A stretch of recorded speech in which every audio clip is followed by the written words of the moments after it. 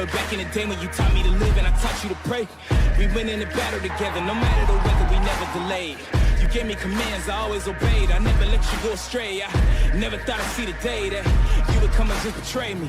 Sick of playing silly games, you never loved me anyway. You should not have let me get away, cause now I'm hunting for my prey. I'm bigger, I'm better, my mind is a weapon. I won't ever let up and try to break me down, and I'ma just get up. They ask me how I did it, I'ma just tell them I rose up. I'm a survivor. Fight for my life. Coming back stronger. I will arise. I'm a survivor.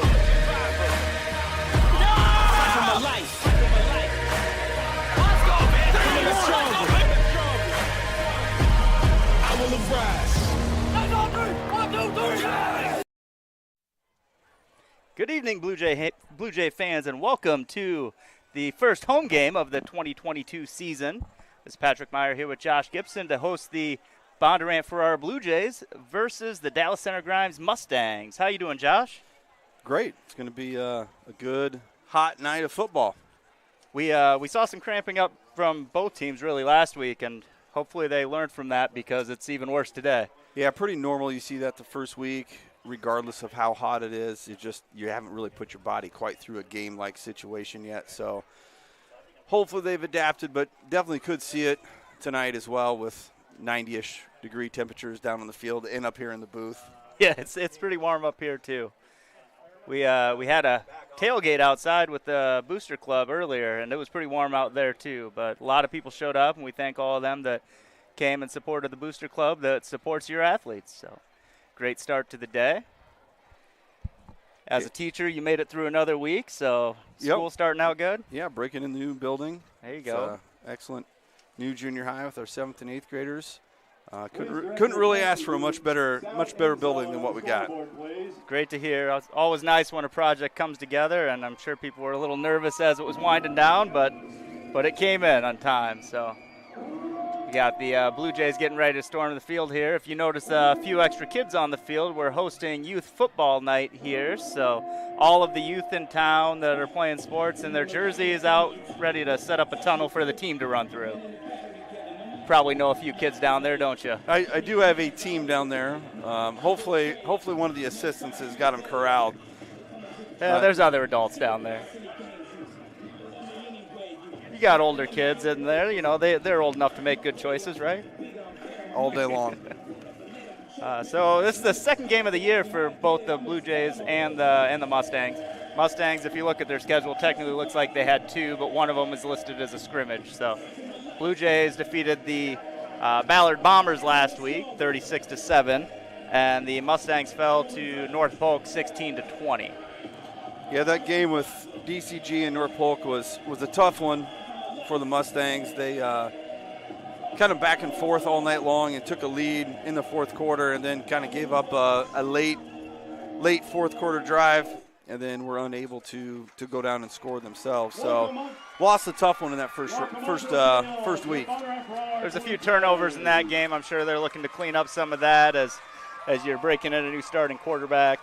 So look for the Mustangs to probably have an improved offense this week and probably try to put together an exciting game plan. I know Mickelson, their quarterback, is a pretty mobile guy and looks like he maybe even throws better on the run. And so the Blue Jays will have to try to find a way to contain him and maintain rolls. Yeah, I think what they're going to try to do, at least looking off of last week in that scrimmage with North, is they're going to spread you out. There's going to be a lot of 3, 4, 5 wide receiver sets. A lot of times they're going to try to roll him out of the pocket or at least get him in the running game. There's a lot of QB read type of stuff where you're reading that defensive end. If he crashes, then you pull it. If he doesn't, you're going to give it. But you're right, he will get out of the pocket, and I think that might be their best run threat tonight is really pass plays that break down, and he is pretty elusive.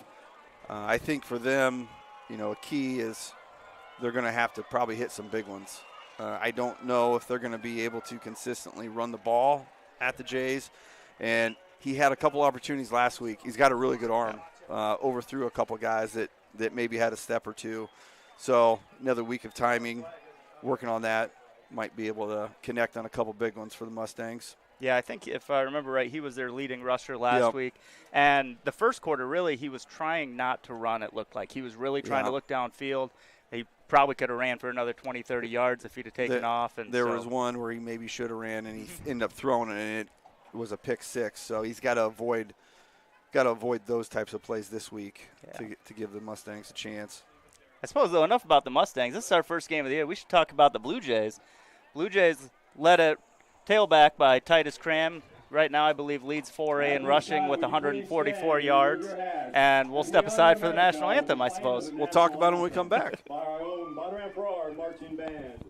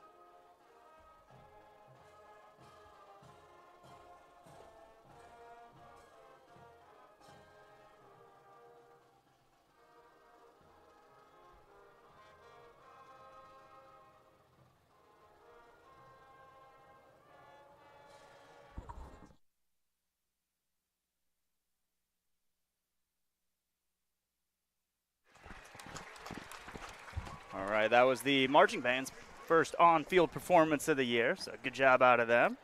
Well, they've been on field. I hear them every morning. That is one of those things about living right next to the field, huh? Just not in front of a crowd. Yeah, there you go.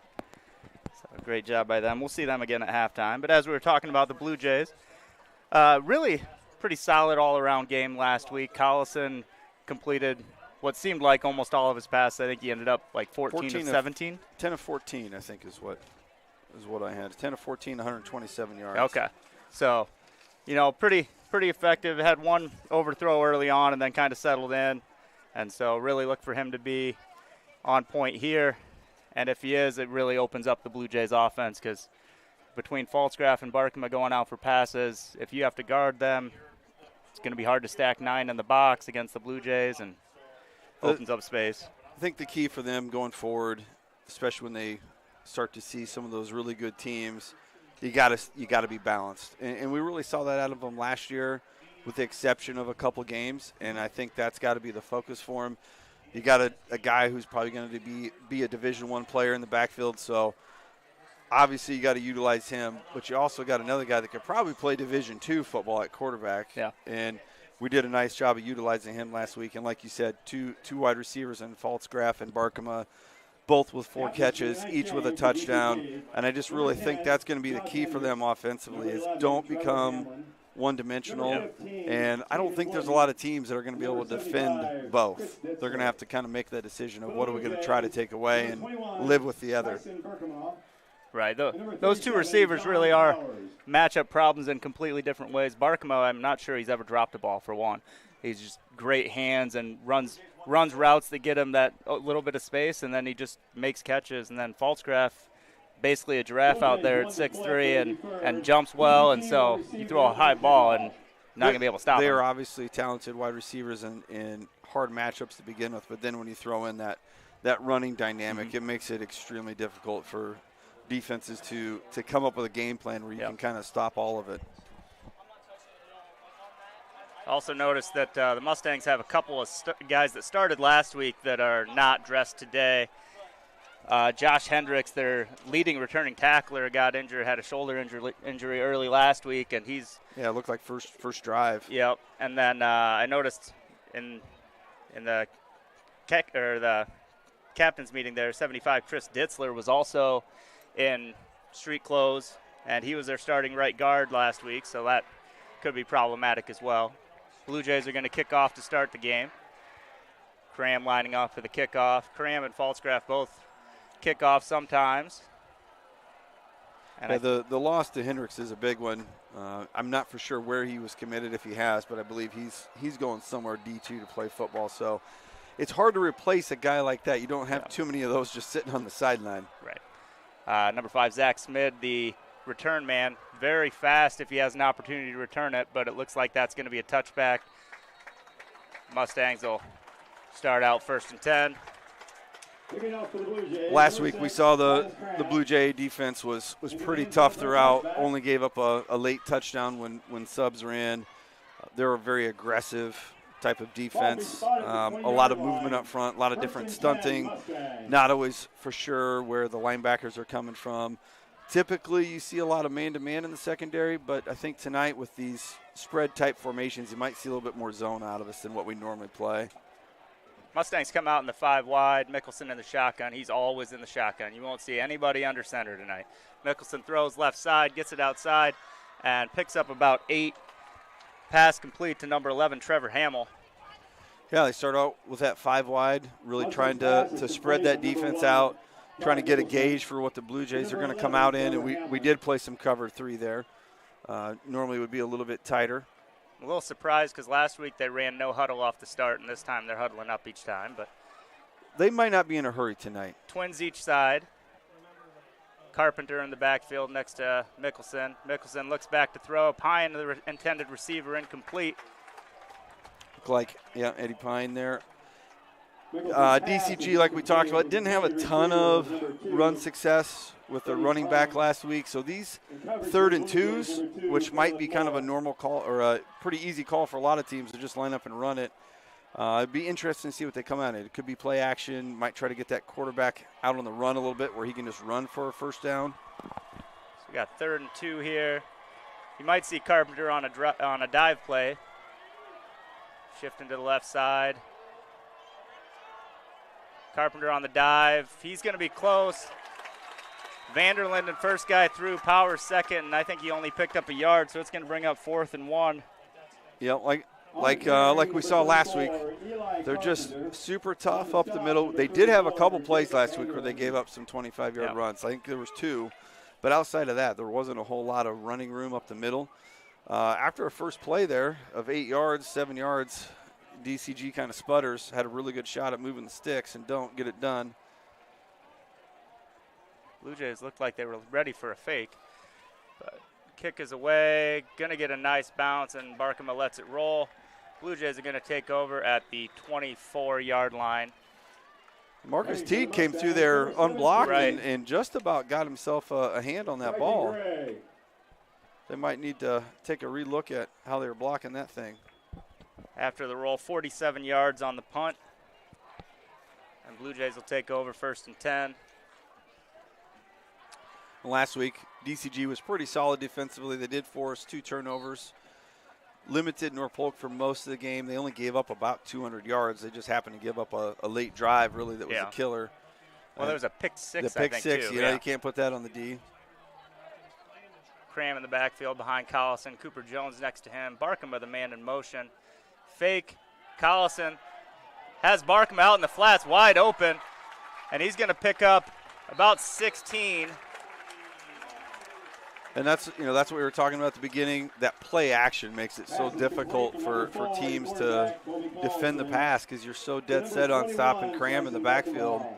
There was nothing tricky about that one. Barkema just kind of hanging out there in the H-back position and just goes out to the flat and nobody's home. We saw a lot of this last week, a lot of the Wildcat. You'll probably see Colby here in jet motion. Well, that's a different lineup, though. I don't think he was in the Twins last time when he was doing it. So Cram right up the middle, picks up 6. Baker with the pancake in the backfield. I just like to call it out because you're going to see our line finish blocks today. They really like to block. And the hard part about that formation is essentially you gain an extra blocker because you're just snapping to the guy who's going to run it, not having a quarterback hand it off. So defense has really got to commit to the run on that. Collison next to Cram. Cram going to take the sweep behind Collison. cuts inside, picks up the first down. Looked like Kestel with the tackle, I On the think. carry, number 6, Titus Cram. Brought down the play by number 4, Cole Kestel. Yeah, I think they were probably banking on some type of inside run, power blast type of play, Good for a and first down, 1st and 10. really Blue just Jays. run basically a sweep. Yep. And Colby doesn't have anybody to block out there. No. Looks like Collison is the quarterback this time. Cram to his right, 2 fullbacks left. Nope, Cram actually was. He's going to run it back the other way behind Collison. Collison looking to make a block. Cram gets outside and picks up 12. Looks like Kestel again with the tackle. Same play, other direction. Nope. I think DCG is probably already kind of questioning their game plan here for this Wildcat formation. Like you said, it's maybe a little bit different than it was last week. But kind of the same gist of it. Yeah, you're gonna have to take away the outside, otherwise you're just gonna keep running that play. Colby splitting out right this time. So Titus in the backfield by himself. He's going to look to take it straight up the middle, and there's a hole there. Shifts to the left, and he's cutting back towards the middle, and he's going to go down at the 7-yard line. So gain of 26 on the carry. I think Mock with the tackle there, who led him last week with about 12 and a half tackles or so, I think I saw. He was all over the place on those. So the 2 times we've seen Colby go out wide, they've ran it up the middle. When he's been beside Titus, they've ran basically Outside. reach or sweep to the outside. So this one probably going to go inside. Good prediction there.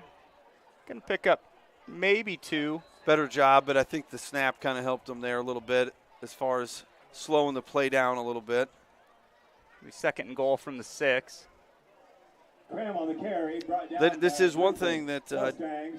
the Jays ran into a little bit last year in the first half as they held us to a couple field goals. Yeah. And they would like to stick this thing in the end zone. That's what kept it close. I think it was 12-9 at halftime last year. It was slow scoring to start with, that's for sure. And then 21 in the third. Collison out to the right by himself. Barkman to the left. Cram going to look to pass, and now he's going to cut outside, try to make a man miss, and he's going to spin into the end zone for a Blue Jay touchdown. Design pass play, but yeah, Jays try to get a little tricky there, and DCG actually does a really nice job of defending it, but don't make that tackle in the backfield. And then when he starts to roll out, you're kind of lost in what you should do, because if you come up to tackle him, you'll just throw it over the top for an easy touchdown. Either way, I think they were in trouble. I'm not positive who the receiver in the middle of the field was, though, that he was looking for. Would that have been one of the fullbacks? Because I thought Colby was still out wide and Barkema was on the other side. Falsgraff's extra point is good. Almost kicked it out of the stadium. Blue Jays will have a 7-0 lead. Well, we'll see if we can pick it up on replay. Oh, Andrew here. Keith was in the middle. There you go. So tight end position. You beat me to it. Yeah, well, sometimes my technology just goes a little faster than yours, I guess. So, really good opener there for the Blue Jays. Defense gets a 3-and-out. Offense does a nice kind of methodical drive down the field. How many plays we got there? 6 or 7? We had 6 carries and 1 pass. So, can't ask for much more than that. Yeah. Now they got to come out and make a defensive stand and really start kind of setting the tone here. Reed Falsgraff going to make the kickoff this time. Like we said, Titus and Reed kind of switch back and forth on who's kicking off. So we'll see. Titus kicked it in the end zone. We'll see what Reed's task is. And that really is nice, knowing that we don't have to defend a kickoff return, that it's going to go into the end zone. Reed's is going to be fielded at the 5 by Smid. And Smid gets to the outside. And Falsgraff tripped him up. He tickled his foot there to get him down. So that's a really nice job out of DCG. Didn't see a ton out of their special teams last week other than a late punt return that kind of set up their final touchdown. They need a little momentum change there. Well, and Smid, I think, was a state qualifier in a couple of sprint medleys last year. So he's definitely got the sprint speed. Mustangs will have it at the 42-yard line. Looks like another Trips empty left. set. I think he got quads. Oh, yeah, I didn't even see the guy way out there. He snuck in way up there. Mickelson in the backfield, throws short side, and gets wrapped up right away. That was Trevor Hamill with the reception. Gain of 4 on the play. So it definitely appears after the first couple plays, DCG really wants to do some of the quick game, 3-step drop, get it out of the quarterback's hand in a hurry, which is probably a good plan considering how quickly the Jays usually get to the quarterback. And when you get 5 guys out there, it's kind of hard to cover all 5 of them. They ran just a little bit of 5 wide last week, and I think it was just some comfort level needed from the quarterback still, as you got a lot of guys coming right at you. Conrad Schoening with the interception. Good timed jump, makes the catch and takes it back for a few yards on top of that. That's the risk you run when you run some of those quick passes, that little bubble screen action. And Conrad does a great job. Hits him right in the chest, but a lesser athlete would have dropped it. Kind of knocked it down right to himself, and really kind of lucky for DCG. He didn't take go to it the all house. the way. Yeah. So Blue Jays have it at the 35-yard line. Under 7 minutes remaining in the first. Barkham to the left, Falsgraf to the right. Collison behind the center. Hands it off up the middle to Cram. Cram breaks it out to the right side. Now kicking it out wide. And hurdles a guy, and he's got the corner. Oh, pushed out of bounds. I think we're going to get a hold here on Reed. Yeah, there's a flag up on the top side. Which part of that I think was just Titus made an outside cut, and it was the way it was that an inside play. Yeah, and he was blocking the guy to the inside. Yep, just held on too long there. Kind of a questionable call. So it's going to be first down still. Yeah, you might be first and 8. It wasn't much of a hold. No, it was. But a hold nonetheless. Yeah, it was soft. No criticism of the officials at this point. We need everyone we can get. And they can't hear us. Yeah. So Blue Jays will have a first down. 32-yard line this time. Reed near side, Barkham far side. Play action. Collison looking deep, has Falsgraf in the middle. I don't think he saw him there, and gets brought down behind. That's number 21, Dalton Berthold. That was a pretty good job out of DCG. I know Reed maybe had a step on his guy, but that was going to take a perfect throw to get him. And then they had Barkham doubled as he crossed the field. So you left 8 guys in to protect, and just wasn't enough. It was a deep enough pattern that it just takes a little bit of time to develop. And I think this is a key to the game for DCG. If they're going to get some stops, they got to get some negative plays. Yeah. They got to put the Jays behind the sticks, because otherwise, I think they're just going to keep running downhill. Cram split right. Cooper Jones in the backfield next to Collison. We're going to have another delay a game. Okay. It was close. They snapped it right about the time it hit 0. Yeah. We're going to push it back a little farther. It's going to be 2nd and 19. Oftentimes you see a screen play here. I'm not sure that's really the move we're going to make, but a lot of times you love that. Yeah, we usually get that when we go to that 4 wide set. Yep. So you got 3 wide. Reed near side, Titus and Barkham up on the high side, and we hand it off to Cooper Jones. Cooper Jones caught in the backfield, makes the first guy miss, but gets a little help from his friends, and he's going to lose 4 on that carry. I think we just try to catch DCG off guard there a little bit, try to give them something they were not expecting. And I don't think they were expecting that, but they did a nice job defending that. I mean, we haven't had Cooper run the ball, and so it definitely wasn't on film. Who was that? 25, I think. 25. Jackson Dornsbach. He made the initial run through and kind of threw him around. They don't have a slot covered up over there. No, Barkham was wide open. Collison finds him, and he's going to get 1 yard shy of the first down. They threw the flag. I think they're going to call the helmet to helmet. I don't know. I thought he was throwing that before that even happened. I think he might call another hold. Holy cow, that was a good collision, though. Yeah. Let's see. I got the replay going. I don't feel like there was a hold there. He threw it right at the tackle. Yeah, they did hold. Okay. Called the hold. It's just a weird spot to throw that flag. It was an awkward left-hand throw, too, so maybe that played a part in it. That's fair. Oh, shoot, because that was – I'm not for sure what DCG was doing there. I don't know how you leave. You know, I saw it last week, though, too. Completely uncovered. When there was trips, a lot of times they gave one of those receivers a lot of space, which is fine as long as everybody knows who's guarding who. But yeah, if you're playing zone, somebody's got to be there in the flat. And they lost Barkema on that. So it's going to be 3rd and 11. So we still gained some yardage on it. Well, we gained like 23 on it, and then I think he stuck him short of that first. I think so. I think it was going to be 4th and 1. Heck of a hit. Yeah, got same type of coverage here. Collison rolling left. Has Barkema. Barkema's open again, and he's going to get the first down this time. And get credit for the yards because no flag. Yeah, I'm not for sure. Same scenario. They don't cover him up. I don't know how they think outside linebacker is going to be able to get to the flat in that. Yeah. Brought down on the play by number 47. Might just hit. Mock with a good try to get him down, but, I mean, that's just too much space to cover. You when might just have to hit outside. repeat until they change it. Yeah. So 1st and 10, 24-yard line. Jordan Ryle and Barkema and Cram on the right side. Falsgraf alone on the left, and Caleb Moore in the backfield.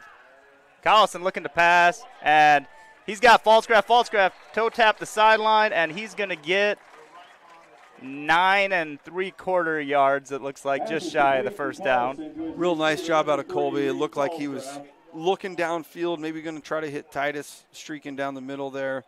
Realized he wasn't open, and then just kind of took a nice, easy throw to Falsgraf. I thought he was going to get hit from behind, too. One thing he did. It was just a little late. Yeah. Oh, he did give him the first down. All right. Good for a first down. 1st and 10, Blue Jays. One thing that was definitely true last week is Colby looked really comfortable in the pocket, just moving around with it, and that's dangerous for a defense. Cram takes the high snap, nowhere to go, stutter step. I think Keith is going to get called for a hold. Cram's still up and spinning, but I don't think this is going to count. He's going to score. He's into the end zone, but what a run. Yeah, it's an amazing run. Penalty is holding against the Let's take a look here. Oh, Powers brought the guy down. Oh, yeah. Mock had him beaten. Okay. That's a legitimate penalty. Yeah, we got a few boo birds out there, but that one was pretty legitimate. Yeah. It's just tough to have 3 holding calls already in 8 minutes of play. But right. Got to keep your hands inside the frame. So far, somehow they haven't hurt you yet. No, well, we're still okay. But that's a big one because that was in the backfield, spot foul. Looking at about 1st and 25. 1st and 25 for the Blue Jays. 28, I guess. Ryle to the left. Collison split right. Caleb Moore. And that snap is over Moore's head. Moore's going to dive on it. Keep possession, and he's down at the 45. So it's going to be. Snap was over the head of number 2, Caleb Moore. We only need 41 yards here for a first down. You feel like we're trying to do everything we can not to score here. Yeah. Multiple penalties. That snap to Cram was a little high. Yep. Cram's a little taller than Moore. I think the snap was probably the same, but Cram's height was just enough to get it, and Moore's wasn't. Yeah, you usually don't find any quite this long, but. All right, so 2nd and 40. Hey, you just got to get 10, 15 yards back here. Trips right. Collison in the backfield. He's going to roll to the right and dumps it off to Cram. And makes the first guy miss by shrugging him off, but he gets some help. Gets about what? You call that a shrugging him off thing, huh? Throwing him off? Yeah, what do you want to call it? That was a kind of a delayed stiff arm, get off me type of move. Brought down by the Mustangs. Hip toss? Yeah. All right, we can go hip toss. He doesn't wrestle, but I bet he'd be okay. I tried talking him into going out, but somebody thought he should be a basketball player. And I mean, the guy he tossed is pretty good football player too, in mock. So yeah, third and 39. Cram on the sweep. Collison rolling the other way. Looking downfield. Has Ryle. Ryle makes the catch. Going to be down at the 25. So gain of 18 for Jordan Ryle. Get a really good chunk of that back, and now you're still kind of in that same situation. You got to get about 18 more yards. Yeah. Although, so here's the 24. That'd be a 41-yarder. I think Titus can make this. I think Reed might make this. Well, we are calling a timeout. All right, so we at the end of the first quarter here. Oh, first time out. First time out, we have a video promo. No. Since 1983, Bondurant Men's Club has been promoting and serving our community with annual family-focused events like Breakfast with Santa, Easter Egg Hunt, Summerfest Parade, Carnival, and fireworks. Bondurant Men's Club's mission includes giving back to the community. This commitment includes community and neighborhood parks, Lake Patoka Shelter, Brick House Fitness Shelter, Bondurant Community Library, Veterans Wreaths across America, Adopt a Park, community clubs, youth sports clubs, and many more Bondurant improvements for all to enjoy. Sounds interesting? Contact us at Bondurant Men's Club Facebook or at bondurantmensclub@gmail.com to learn more.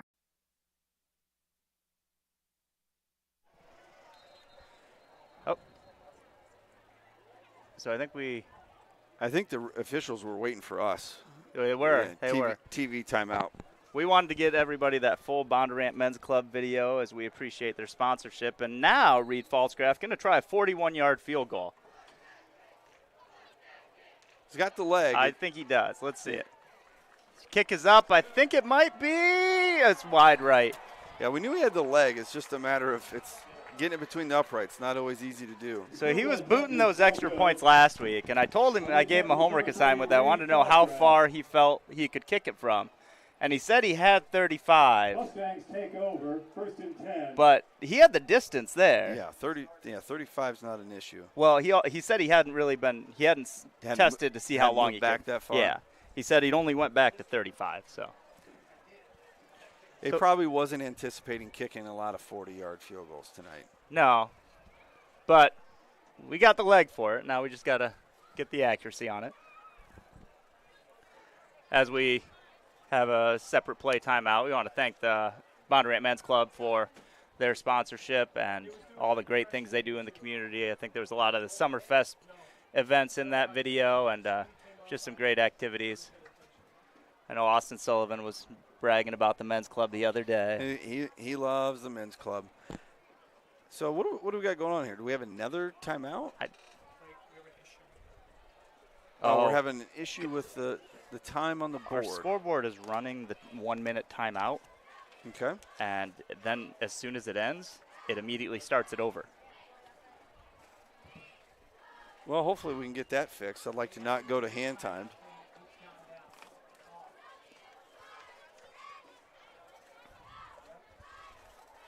So Mustangs will have it.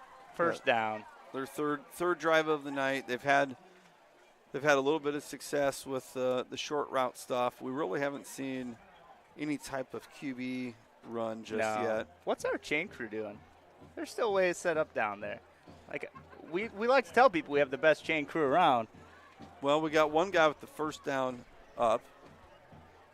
But then the guy at the But sticks, our first mile markers are they're just waiting off. for I don't know. They're waiting for direction from the officials. We did get our clock figured out. There's 2:14 remaining in the first quarter. Well, and DCG really kind of avoided disaster there. Yeah. Because they could have easily went down 14-0 with the field position that we had. I don't know how many negative plays we had to prevent there was ourselves what, 3 holds? Yeah, Or was it 4? 3, I think. Two or three on that drive. Yeah. You know, to prevent ourselves from scoring. Now we see 2 guys in the backfield. So two running backs, man in motion to the right, and John Powers takes the ball in the backfield pretty much. It's going to be a loss of 4 on the play. If you're going to block one guy, you got to start with him. Zach Smith stopped on the play. And I'm guessing it's going to be one of those looping stunts, or he's just lined up on the line and he just goes. Yep, they just left tackle completely missed him. I know the DCG broadcast crew last week was talking about it being a young line.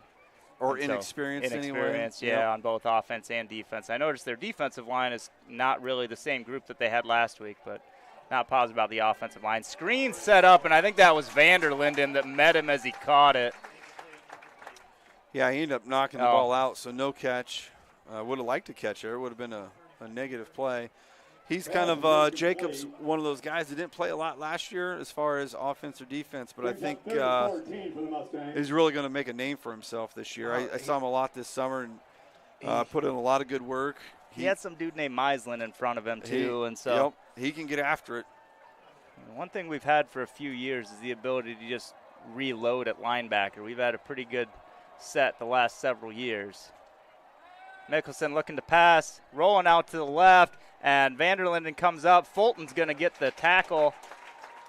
Mickelson did a good job of avoiding Vanderlinden's pressure, but he ran right into Quentin Fulton. And that's another reason why you play zone, because your guys are always looking at the quarterback. When you play man-to-man, there's a lot of times you get your hips turned, and you don't see the QB tuck the ball and start running, and that's why he's got a bunch of open space. You look right here, we got 3 dudes ready to corral him.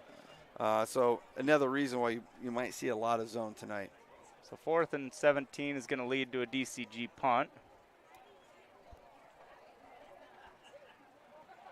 Teed's close to getting that again. Punts away, out of bounds. Going to be about the 41-yard line, I think. Yeah, so not much there for the Mustangs. Great field position again here for the Blue Jays.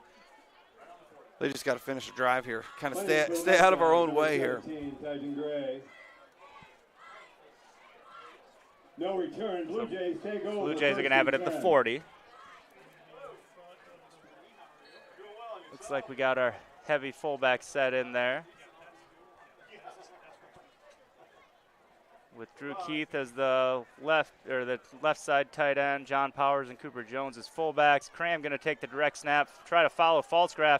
Gets outside the first guy, tries to hurdle the next. Is brought down for a gain of about 4. Lane Nelson went high on the tackle.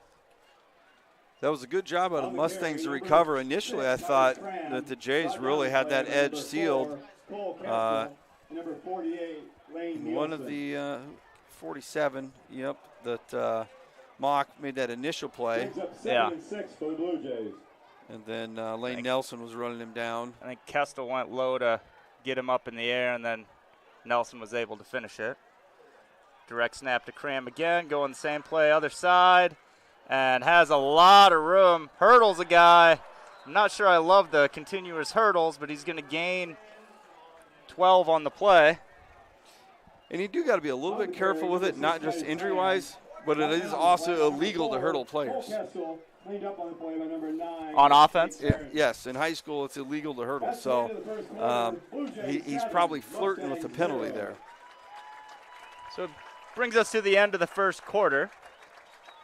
And with that, we're going to talk about the Friends of the Bondurant Community Library. The Friends of the Bondurant Community Library is a sponsor for tonight's stream. They advocate for strong public library through the promotion and support of the library and its programs, activities, and resources, the encouragement of sponsorship, and a strong volunteerism program. The money they receive through your generous sponsorship is put back right into the library. The Friends of the Bondurant Community Library help to provide support for programming at the library and the summer reading program. This year, the summer reading program had over 1,000 participants. 2 months of activities in the city park and the library, and some pretty great prizes for those who participated. They also help the library with immediate needs that arise in the library. And if you'd like more information, you can find them on Facebook at Friends of the Bondurant Community Library, or you can stop in the library and grab a flyer from the info wall. They would love to have your family, business, or organization as a friend. We just remodeled the library, I think 2 years ago, and it is a really great facility and just a super great asset to have here in town. Yeah, outstanding building, great people working there. Really would probably meet most of your needs that you think you would need at a library. And more. Yep. So much more. So we're going to switch sides here. End of the first quarter. Blue Jays leading 7-0 with the ball and a first down. Falsgraf going to split out a little bit to the left. Otherwise, a heavy backfield. Cram set up for the direct snap. And he's going to go left behind Collison. Tries to cut up inside. Nowhere really to go. Great job defensively by the Mustangs. Mock there Mock, again. and then Trying to see who the guy at the top was. I think it was 77, which I don't have a number for, or a name for. Yeah, Mock did a really nice job of running through again. He missed him the last time they ran this play, but makes it on this one. A little bit better angle. I know Cole Kestel was up in that play too, so we'll get a second name in there anyway. Falsgraf coming near side. Can't tell which one's behind the center. All right, direct snap to Cram. Cram cutting right up the middle. Has a little bit of room, and he's brought down for a gain of 5 or 6. Just kind of a little wrinkle there out of the Jays. Made it look like they were going to run that same play. Going to run that outside sweep, but this time Titus just cuts it right up behind the guard. Gets 5 or 6, 7 yards. Looks like they marked it at 6. Going to be 3rd and 4. Unless they marked us for a loss on the play before, and It looked like Perrin with that tackle. He had some really impressive plays last week too. Yeah, for a sophomore, he's pretty solid. Direct snap, Cram. He pitches it to Collison. Collison throwback, and that is Cooper Jones over there, and Cooper is going to get brought down. That was a great play, I think, by Caden Woody, number 15. Gain of 3. 2 on the play. Speaking of wrinkles, I kind of like that thing, that speed option look, and then throwback to your fullback. But yeah, you're right. Caden Woody recognized the H-back coming across and followed Jones all the way to the flat and made the play. No field goal attempt here. Ryle and Collison to the right, Cram in the backfield, 4th and 2. Cram going to go straight up the middle, has the first down, looking to get outside, has the edge, and he's going to push towards the end zone, and I think he's out of bounds at they're going to call him out at about the 1 foot line? Half-yard line, yep. On the carry, number 6, Titus Cram.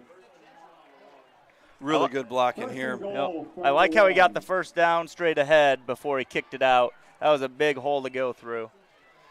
And that couldn't see who that was. I think it was Powers with that kick-out block, just destroyed the DN. Keith had a pretty good one going to the backside, too. I mean, really, with that big of a hole, everybody did a good job blocking. Up front of knowing who you have and then executing. And Cram going to go right up the middle, but great stop. He was pretty high on that one. I think he thought that was going to be a little easier than what it ended up being. That was Jackson Dornsbach and Lane Nelson coming right up the middle to meet him, and they didn't think that was time for a touchdown.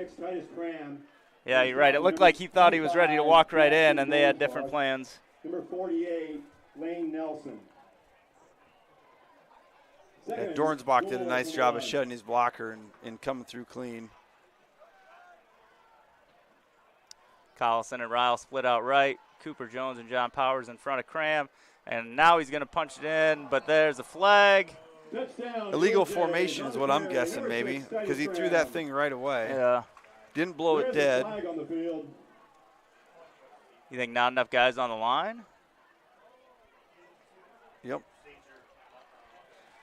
Penalties against the Blue Jays, illegal procedure. So that's going to bring it back to the 6-yard line.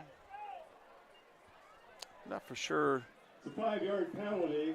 What the exact issue was. 2nd and goal from the 6. Could have had too many guys in the backfield. I'm guessing, yeah, they're saying is that Keith wasn't on the line. And so you had 2 fullbacks in the backfield and the tight end in the backfield and Collison in the backfield. Yeah, you get 5 back there. That's too many. Looks like Titus was catching his breath there after that play. From this angle, it's tough to tell who's on the line and who's not. Yeah, it was. Yeah. So now we go to 2nd and 6. Which is okay. It creates a little space. That's not a bad thing for us. Barkham to the left, Collison to the right, Cram in the backfield. And Cram going to hesitate and then try to kick it out to the left. And great job by the Mustangs again. Picks up about 3. Woody was in there. They've done a much better job since that opening drive of really kind of closing those lanes down. And I'll tell you what, it takes a little bit to get used to Cram's speed. He makes cuts and gets to the hole a little bit quicker than most guys. Yeah. Yeah, so that's going to bring up 3rd and 3. And now we got Collison left, Barkham right. Direct snap to Cram coming. Might be that pass play again. Just kidding. It's going to be run right up the middle, and this time he's going to get the Blue Jay touchdown. Titus Cram for 3 yards out. Once again, really good job up front, getting everybody accounted for. And this one, Titus could walk in. I think here you're probably going to get Cooper Jones on the kick out. Yep, Cooper with a good kick out, and then John pulls up through. Didn't really even need to get to anybody because Titus was already in the end zone. Pfalzgraff going to line up for the extra point. Barkema the holder. Snap is there. Kick is up. And it is good. Blue Jays are going to take a 14-0 lead in the second quarter with 8:22 remaining. Well, really good drive there out of the Jays. We really only had that one penalty that really kind of set us back. But overall, really good execution out of our guys up front. Really good blocking. And you just got to be kind of okay at blocking. Yeah. With Titus running the ball. And they had some excellent plays there. Yeah, Mustangs made some good plays too. You know, they actually had a couple plays where they prevented him from gaining any yards, but yeah, that first goal line play was really nice. It's sometimes you can stop a guy once and be like, "Yep, that worked," and that doesn't mean you're going to get him 4 times. Well, and we put so many bodies up there on that heavy type set that it's hard to seal every gap every time. Right. And even beyond that, once you get those big heavies just pushing ahead, even if you seal a gap, it doesn't mean you've stopped the line from coming through you. No. Pfalzgraff lining up to kick again. Low drive. Going to be picked up by Eddie Pine, I think. Yep. Gets outside and going to be down at about the 36. Pretty good return again out of DCG. You'll take that. Start the ball and 35, 36-yard line. They're going to have to get something going here offensively, though. I think you got to try something with your quarterback running the football, getting him out of the pocket. With the Jays running zone, maybe the run won't be there for him tonight, but you got to try something a little bit different here, I think, in your 4th or 5th drive. 2 receivers to the left and the tight end left. They hand it off up the middle. That's Smid with the carry, and he's trying to get to the outside. Great open field tackle by Pfalzgraff at the top. Saved a touchdown if he doesn't make that. Yeah, doing something different. That was a little bit different than what they've done so far. I think they've really ran maybe once up the middle with their tailback. Smid showed some pretty good elusiveness and speed there. Yeah, he's definitely got a burst. And Pfalzgraff got another one of those. He loves the ankle tackle. Grab the shoestring. Yeah. It's fine as long as you get it. You just got to get him down. Tackling can be ugly. Mickelson drops back and might have overthrown Hamill a little bit. I think it was probably catchable.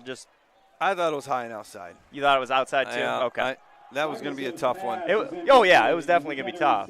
I do like that game plan out of them. Try to get those quick hitters against zone coverage. You can see our corners playing about 8 yards off. 2nd and 10, Mustangs. And overall, we look willing to let them march downfield. Yeah, we don't want to let them explode downfield. Those are passes you got to complete, though, where there's really no pressure. Trips left all tight. Now they're going to bring Hamill in motion to the left. He takes the pitch. Ryle sets the outside, pushes him back in, and then Vrew did an awesome job there, really stretching that thing, and then House came and finished up with him. On the carry, number 11, Trevor Hamlin. Gain of 1 maybe on that play. Yeah, a little different formation there, kind of a trio bunch. And number 66. A little bit of a slow developer, though. For the Blue Jays, brings up 3rd and 9 for the Mustangs. Schoening in there and Ernst at the ends now on the defense. Trips right. Mickelson drops straight back. Now he's going to try and roll out to the right. Ernst dove but couldn't quite get him. And Conrad Schoening's going to rip him down. That's going to be a loss of about 10. Second really big play out of Conrad tonight. We saw the pick earlier. And the thing about Conrad is he can run a little bit. I thought for sure that the QB Mickelson was going to be able to get outside of him, but Conrad took a good angle, and that's a big sack, about a 12-yarder. Yeah. Brings up 4th and 20 for the So Mustangs. 4th and 20, and they look like they're back to punt again. And we talked about them really needing to find a way to get something there, and Blue Jays stepped up and made some plays. They did with their first play. Had a nice run. Nice high punt. Barkema's got the fair catch there and makes it at about the 20. So Blue Jays will take over 1st and 10. Give up a first down, but force a punt three plays later. So really nice job again out of the Jays. Now Blue Jays with 6:20 on the clock this half, so plenty of time to try to get down to score again. We saw a lot of Cram last drive. I wonder if maybe we're going to try to mix somebody else in here. He's at 14, and I see Caleb Moore's in the backfield. I like that move. Cram split left, though, so he's still in there. Trips left. Collison takes the snap, looks to Falsgraf. Falsgraf comes back for it and makes the catch. He's overruled. That one looked like it came out of Colby's hand, just a little bit funny. I do like this change that we made, putting Moore in this formation. Typically, we've kind of left our fullback there, but I think Moore is a little bit more dangerous. We love to throw that tailback screen or fullback screen out of this formation. But I'd like to see Moore just pound it up the middle a few times too, because especially he runs hard. Especially with this heat right now, you can't you don't want to really overwork anybody just yet in the first half for sure. So we switched it. Now Cooper Jones in there next to Collison. And we're going to hand it off to Cooper. He's looking to get up the middle and gets about 2. Not quite the same result, but pretty similar to the last time he ran it. DCG's done a really nice job. I wouldn't have been expecting a handoff there. They've given up nothing on both those plays. Sets up a 3rd and 8. Brings up 3rd and 9 for the Blue Jays. Falsgraf near side. Barkema and Cram going high side. Cooper in the backfield next to Collison.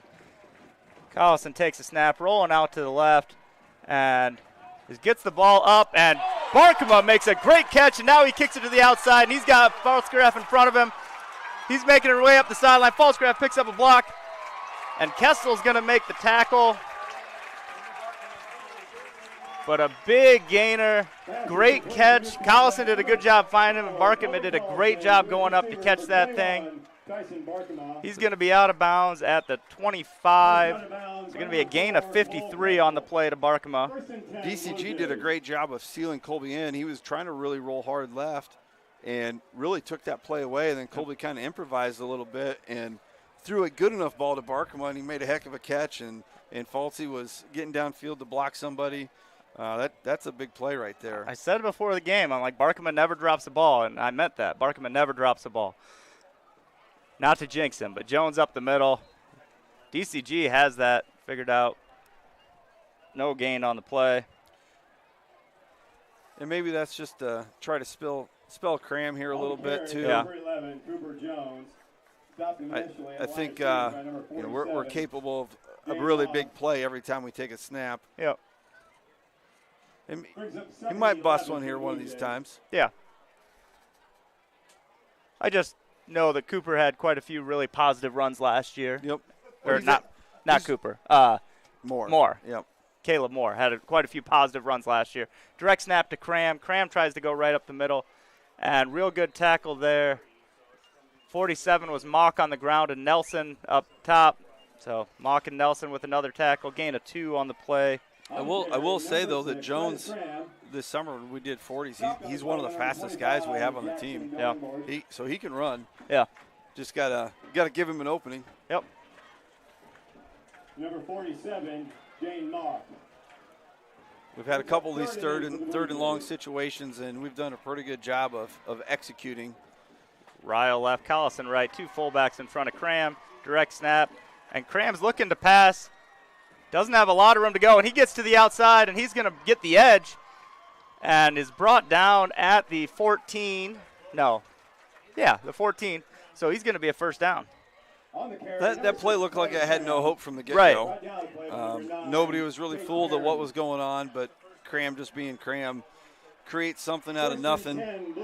I think you're kind of starting to see guys get a little tired, too. The defense has been on the field a lot for DCG. Right.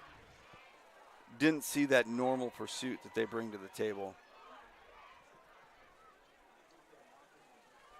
So first down at the 13-yard line. Cram in the backfield with the 2 fullbacks, Collison right, Ryle left. Cram's going to try to push it right up the middle, and great tackle. Is that Mock again? That was Mock again. He's a nice player. He's good. If they had Hendricks in there as well, that would be a formidable duo right there. And Nelson's pretty solid too. Yeah. I mean, they had a really good linebacking duo coming in. Yeah, it hurts a lot losing Hendricks, but Mock and Nelson are doing everything they can to make you forget that they lost somebody. And Dornsbach had a couple good tackles in there too. I think he's the one technically in for. Here's Caleb Moore in the game. Trips left. You got Ryle, Barkema, Cram to the left.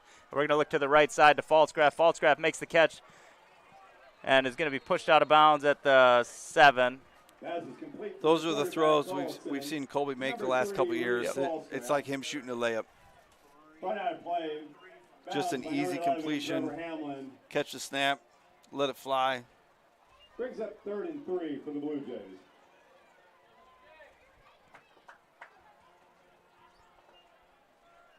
We'll see if we go back to the Wildcat with Titus here.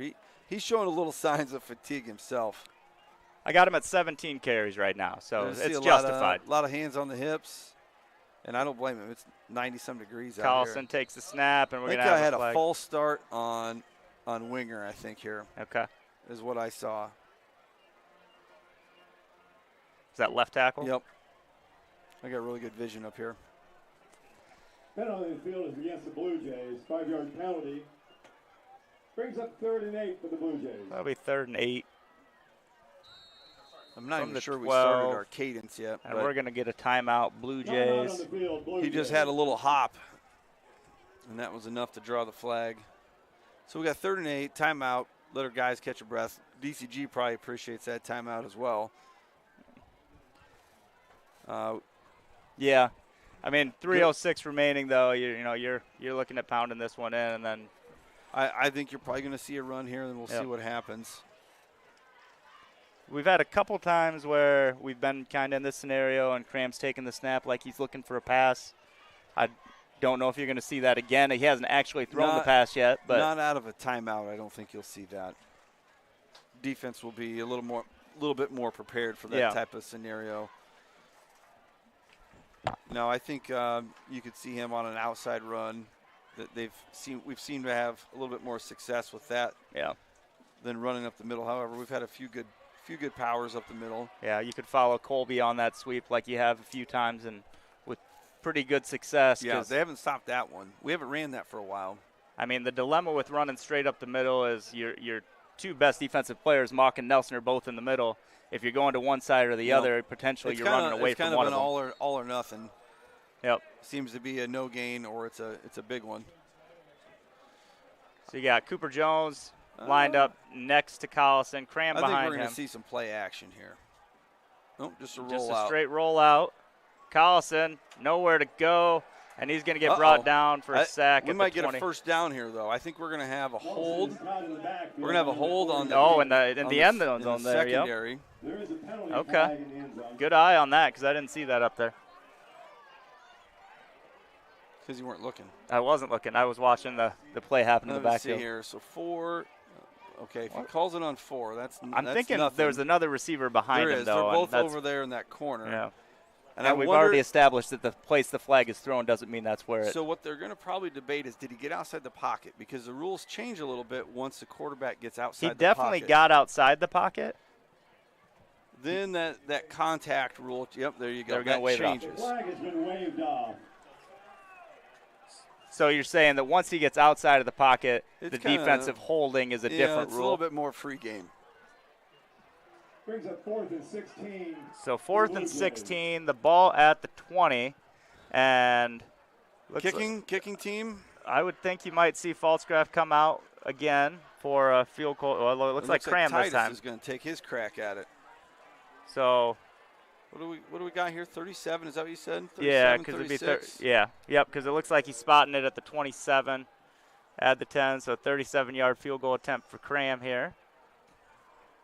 Barkham is still the holder. Probably won't be a question of leg. It's just going to be a question of accuracy. And that Kick is that up. looks left. Oh, And that was short. Just short. He must not have got all that. No. It just that might be a sign of fatigue too. True. It just kept spinning and just like had backspin on it and couldn't quite get there. Well, DCG does a heck of a job there of avoiding really getting themselves in a deep hole. Now it's going to be a matter of can they put something together before halftime here? Yeah. Because, I mean, right now the Blue Jays have really kind of shot themselves on the foot a lot. And if you can't convert something here, you're going to be in a problem territory. Yeah, because I don't think we're going to keep continuing to make those mistakes. I would hope not. I would imagine somebody might chew them out a little bit during halftime on some of those mistakes. There's definitely going to be some cleaning up going on. Mustangs come out, 2 right, 2 left. I think it's Carpenter in the backfield. They hand it off straight up the middle. And similar run play that they started with last time. Vanderland and Powers go high. Fulton was already low, and just not a lot of room to go there. Not as much success as the last carry. And if you're DCG, you might want to just get to halftime too. Kind of regroup a little bit. Try to get 1 first down here, then maybe take your shot. But you got to get a first down so we don't get it back. Yeah. Because we can strike quickly. Mickelson drops straight back. Lets it fly. Has Eddie Pine. And Barkema makes the interception. Pine tipped it. Barkema catches it. And Blue Jays are going to take it back. That one might be better than his catch that he had. Whew. Tyson Barkema. Really a pretty decent throw in between 2 defenders. Yep. I mean, that's a tough window to throw it into, and Pine got just enough of it to hold it up in the air for Barkman to come in and snag that one-handed again. Well, and now Blue Jays in a shot with 2:14. They can definitely score from here. Yeah, plenty of time to score. We've got 1 timeout left. Ryle and Barkema right along with Cram. Falscraft high side by himself. Collison going to roll out this way and lays it out just outside the reach of Barkema. Good diving attempt, not quite able to come up with it. Colby doesn't miss that throw very often and just led him a little too much. I honestly thought he should have maybe just dumped it off to Titus. Then he had Barkema to block for him. There's some good pressure on the edge there. I didn't quite see who it was from DCG coming in. I think it was Mock again. Was it? Nope, Mock's out in coverage. 48. 48 Nelson. Yeah. So, yeah, Mock's lined up across from Cram this time. Collison drops straight back, looks at the screen to Caleb Moore. Moore makes the first guy miss, gets brought down by the second. Going to be a gain of 5 on the play, bringing up 3rd and 5. That's kind of been our bread and butter out of that formation the past couple of years. Throw in a variety of other plays, but as far as kind of big ones, we've hit a lot of fullback screens right there. Brings up 3rd and 6 for the Blue Jays. We've had a multitude of people we've thrown that to over the years, and just a pretty solid play once the line gets moving. That looked funny. I don't know if somebody was in motion. Collison looking deep. Barkema goes down, holding his leg. I don't like that. Got his hand on his ankle. The timing was off a little bit on the snap. You're lucky that it doesn't hit Cram as he's coming across in motion. Yeah. I think Barkham was okay. He might have just tangled some feet here. I don't know if we're going to be able to see it on our footage. No. No, that's behind the play, but didn't look like any type of illegal activity. So it brings up 4th and 5 from the 32, so we're not going to attempt the 49-yarder. No. We got Falscraft, Barkema, or Falscraft at the top. Collison looking towards Falscraft on the fade, way behind him. Was looking for the comeback and just wasn't there. So that's going to be a turnover on downs. I think we got some miscommunication there. Colby read comeback and Reed read go. Yeah. You kind of got to see where that corner's playing. If you get him to turn his hips, then you got to run that comeback. But he had him beat, so that's probably why Reed was thinking throw that thing deep. Comeback wasn't going to be there. Yeah, typically you get 2 steps behind the defensive back. You're not coming back for it because that's going to throw it off anyway. The saying, for even, I'm leaving, that had already passed. So Mustangs, Mickelson drops straight back, and he's going to look to step up. throws it up. Eddie Pine over here at the 40 makes the catch. Barkham is going to bring him down. Gain of about 13 on the play. That really was a pretty good throw, too. Yeah. People don't realize how long a throw that is from one hash all the way over to the other side of the field and downfield. You're looking at about a 40-some-yard throw. So first down at the 48, 1:11 on the clock. Mickelson looks right, throws it, has the completion. That's Ellert with the catch. Might see a timeout here out of DCG. Caleb Moore on the tackle. Going to be a gain of 7. Mickelson's pass is complete to number 14, Hudson Ellert.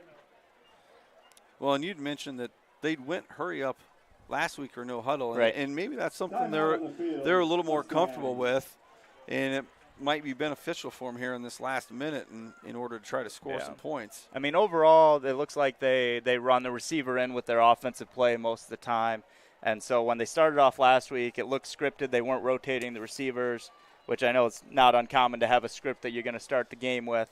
Well, but obviously you're practicing some no huddle then if that's what your script says. And a lot of those teams got the wristbands now that you just yell out a number and everybody looks at the wristband and you go. Yep. Little different from when we grew up. Yeah.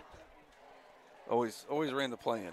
I think we only had 7 plays, so 28 sweep, 26 power. We didn't need a wristband.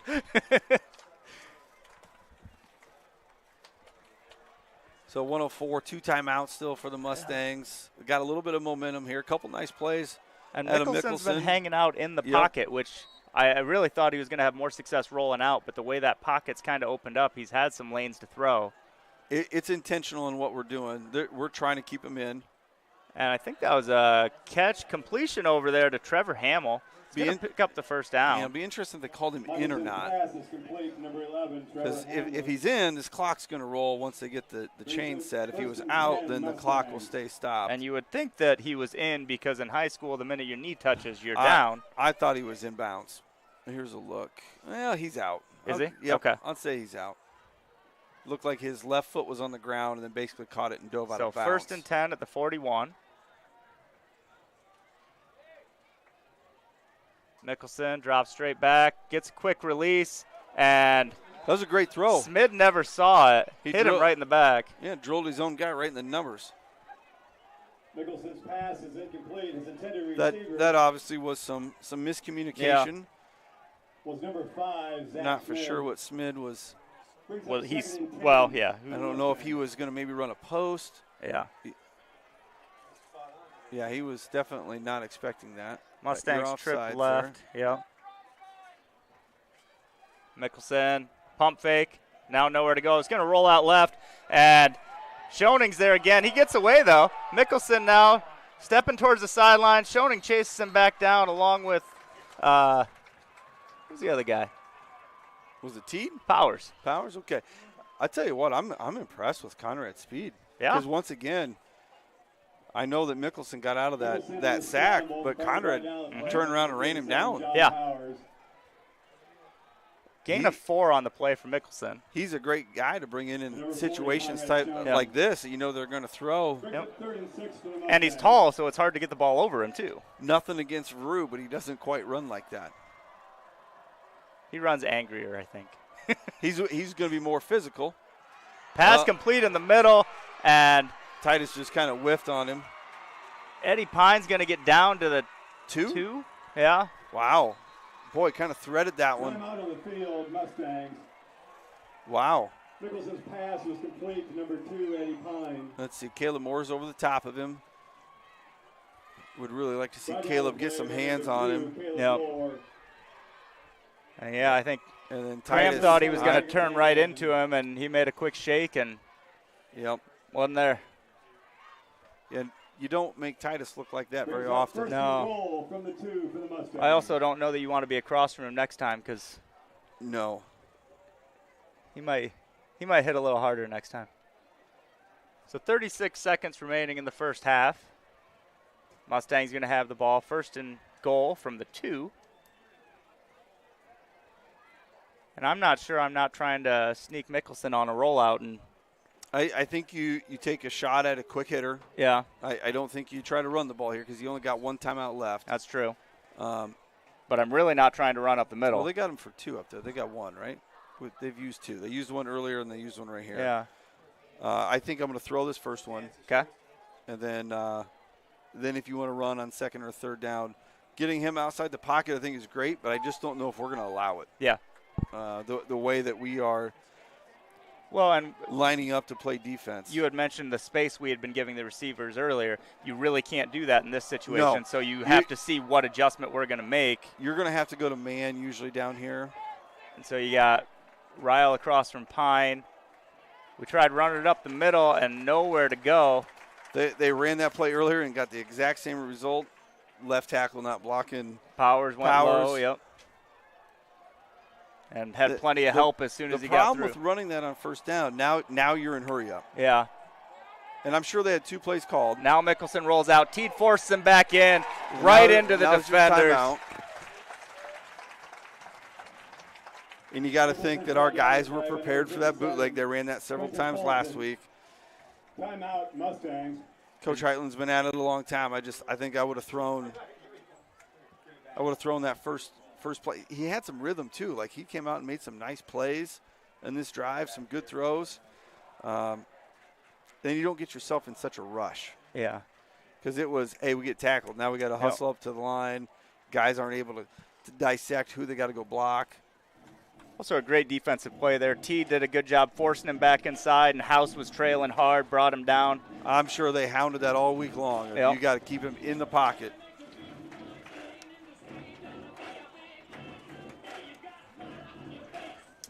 So you're going to bring up 3rd and goal from the 6, 11 seconds remaining, and we think no timeouts.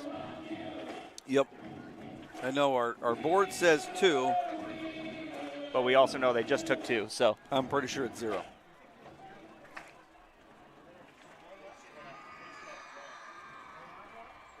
They think they have 1. Either way, we'll see what happens. They used 3 on this drive.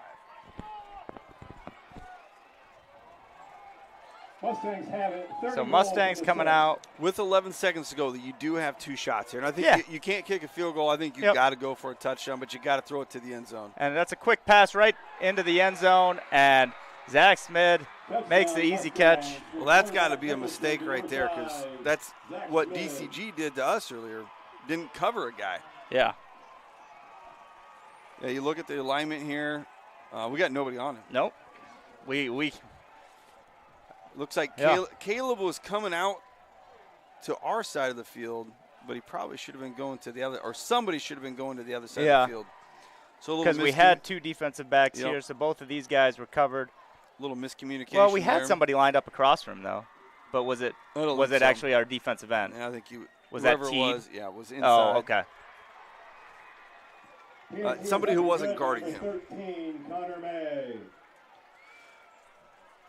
Boy, this doesn't have a feel of a one-possession game, No, but that's the type of momentum that can drastically change things. and that's why you got to convert those touchdowns, make those field goals, whatever. Give a lot of credit to DCG for their defense just battling at the end of that 2nd quarter, getting a couple stops, multiple stops, and then their offense putting something together there. Yep. And, we had kind of said it, Mickelson, He's an athlete, man. and so is Smid, and so Eddie Pine had a couple big plays there, and his seam route was really what got it for him. I'd imagine DCG's probably going to squib something here. Nothing too deep. You just want to make sure that you get on the football. Yep, 8 seconds left. You got Landon Corey and who's near side over here? 11, Cooper Jones in front of Barkema if you do squib it.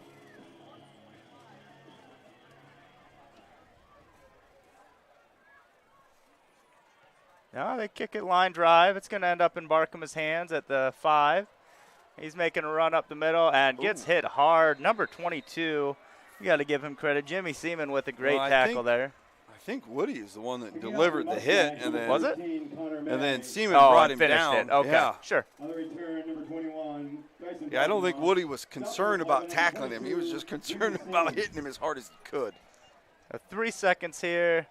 Are you Yep, kneeling on it? Yeah, you're taking a knee and getting out of here. I know it's always tempting with a guy like Titus, but Yep. I think the risk. Although we're looking at a wristband. I don't know that you look at a wristband that's for true. a kneel. I don't think that's on there. Risk reward, I don't know.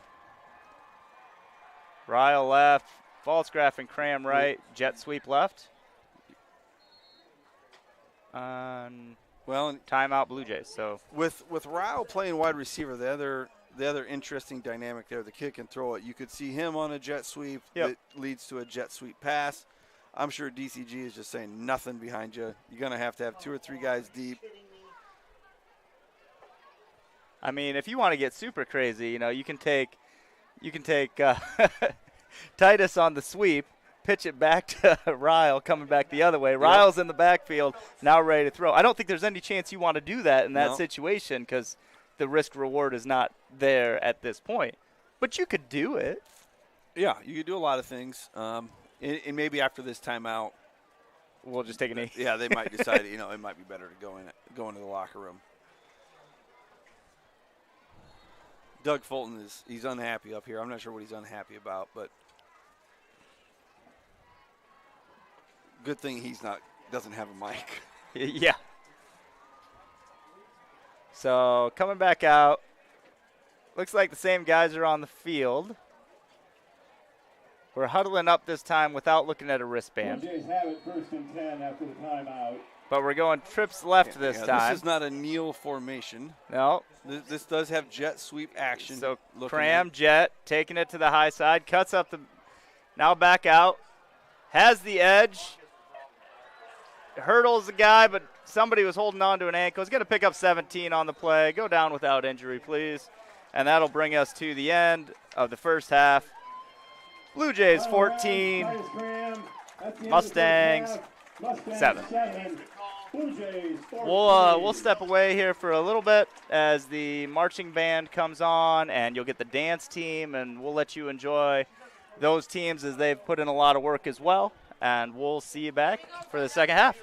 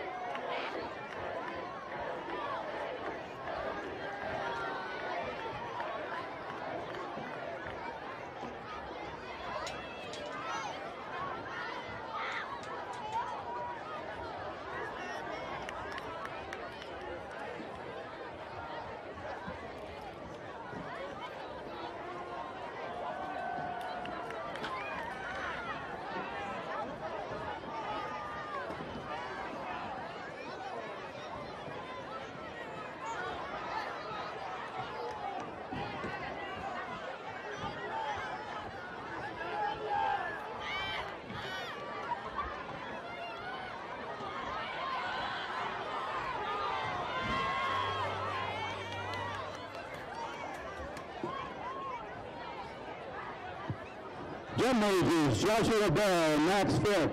Is the band ready?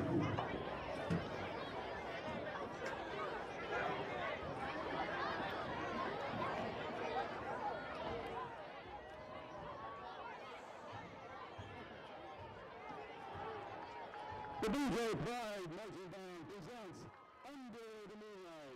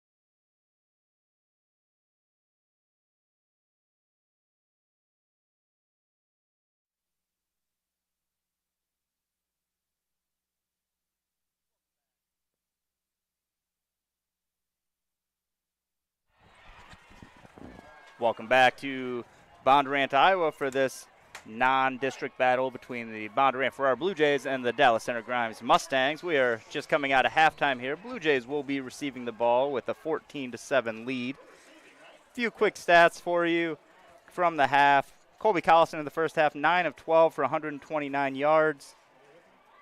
Rushing, Titus Cram, 18 carries, 136 yards, and 2 touchdowns. Receiving, Tyson Barkema, 3 catches for 85 yards. Faltzgraf, 2 for 17. And then Cooper Jones, Jordan Rowell, Titus Cram, and Caleb Moore all with 1 reception. For the Mustangs, Ty Mickelson, 7 of 13 for 75 yards.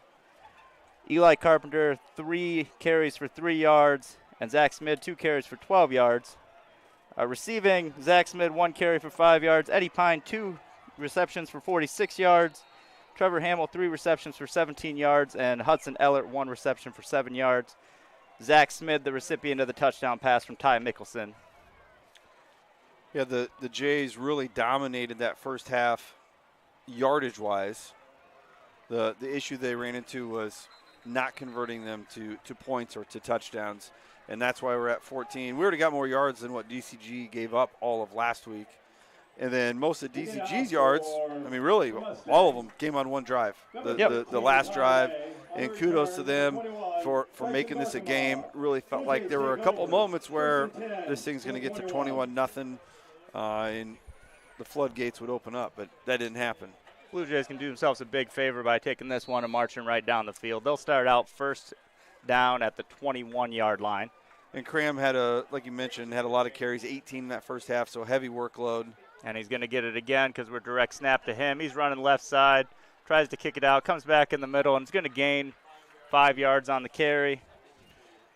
One thing Titus does that makes me a little nervous sometimes is he gets that ball away from his body when he's carrying, and that's when you see a lot of those fumbles. He doesn't keep it high and tight up against his chest, and right here when he makes that cut, the ball is really far away from his body. But he's also pretty strong too, so he can hold on to it. Faltzgraf and Collison to the high side. Cram taking the direct snap in front of behind 2 fullbacks again. Going right side this time up the middle, and it's going to fall forward, being just at the first down marker. We'll wait and see if they're going to give it to him or not. Looks like they're signaling first down. So a couple plays out of Wildcat to start. Second half, about 10 more rushing yards there for Titus. Jackson Dobers. Good job up front. Good for a first down, 1st and 10, Blue Jays. It's a good play out of Dornsbach to come from behind and make that tackle. Faltzgraf and Collison coming left side, heavy package still. Titus taking the direct snap, and he's going to go up the middle, tries to kick it out left. Great tackle there. Is that Dornsbach again? Yeah, DCG, like we mentioned earlier, ever since that first drive, has done a pretty good job of kind of containing things and slowing them down, maybe give up a big play here or there, but really have made the Jays earn it a lot more than what they did on that opening drive of the night.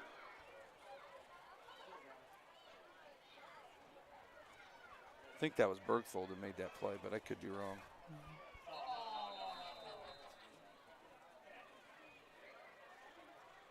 We got a cramp. Just kind of came out of nowhere. They were lined up for a huddle. Is it Faltzgraf? I know he cramped up last week. He's got a lot of coverage. 55 Hudson or Brew or no House.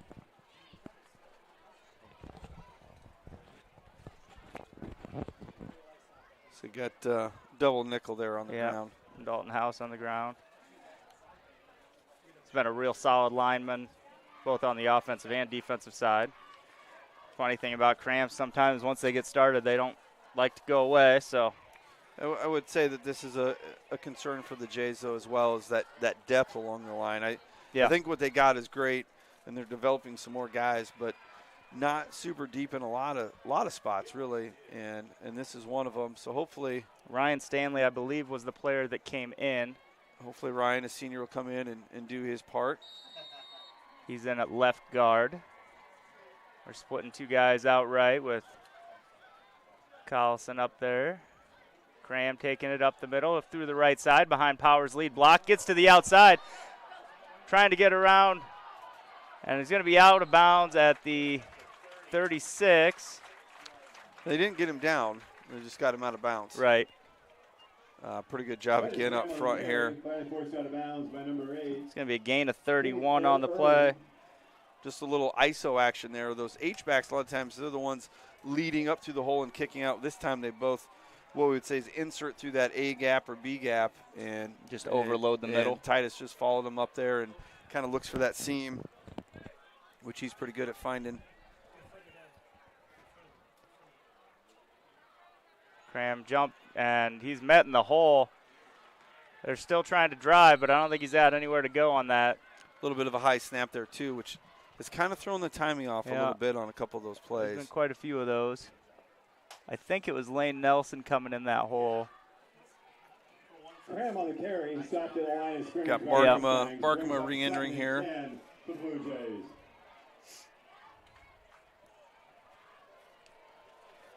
Well, the two plays I've watched, Stanley's done just fine at left guard. Yep, that's good to see. Barkman and Collison high side. Cram taking direct snap. And going to do the same play up the middle. Little loop from the defensive end came right back in to make that play. It looked like there was going to be something there, but once again, the Mustangs just kind of closed that thing down. Really limited him to about a 2-yard gain. It almost looked like that backside defensive end ran it almost like it was a screenplay where he gave just a little bit of pressure and then dropped right back. Well, he spun. Yeah, little spin move there. It was a real good move. I think it was 66, Brandon Bailiff. Yep. So you got 3rd and 8 now. You know, 3rd and long. You think you're throwing it here, but you got Titus taking the snap. Now we're going to try and get outside. And Perrin comes up and makes a great ankle tackle on Cram. I don't think there's a ton of sophomores that are going to come up and make that play on Titus.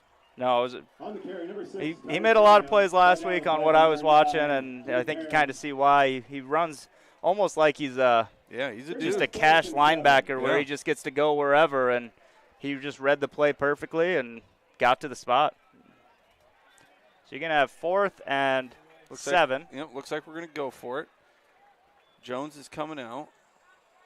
So Caleb Moore in. 3 wide receiver set, I'm guessing. Yep. So 3 to the top, 1 to the bottom. Cram, Barkema, Ryle to the top, Falsgraf to the bottom. We've thrown to the bottom side on this a lot, and that's where we're looking right away. Now he looks off, throws it to Cram in the middle. Cram makes the catch. No, they're going to say incomplete. Nope, that's a catch. Oh, okay. That's a catch. When he was running forward, he was doing the sideways, so he shifted it on me. Great job out of Colby there. Looking left, threw you off. Yep. Did the same thing with the safety there just enough. Mock, really pretty good coverage on Titus. Just Colby threw it in a perfect spot. And Perrin couldn't quite get there in time. That's one that, if DCG is going to hang around, that's probably a stop they got to have. Oh, definitely. Carlson rolling right. Has Barkema, and Barkema through his hands. That's my fault. I'm sorry. I said it earlier. You got to eat your words there. Yeah. I knew I was jinxing something, but I think we do have either an injury or a cramp. And that's a DCG player down at the top of the field. We'll see if we can see it here on the replay.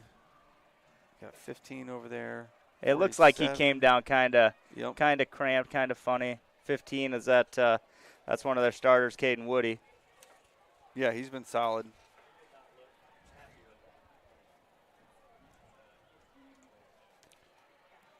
So Jays are able to convert that 4th down, and we've been in this situation 3 or 4 times already tonight with a couple missed field goals, a couple 4th downs not converted. If we're going to be that top 5 team in the state, this is like a those must have to be converted. Yeah, we got to go score this thing. Yeah. Looks like he's still down. Maybe they haven't stretched him out like it's a cramp, so it potentially could be more. But he's up now, so they are kind of carrying him off there. Yeah, I think that left foot's really. You hope it's not one of those non-contact injuries. Yeah. Usually that's a torn ligament. He wasn't cutting. It didn't look like he was coming back towards it, like he was coming straight through it. But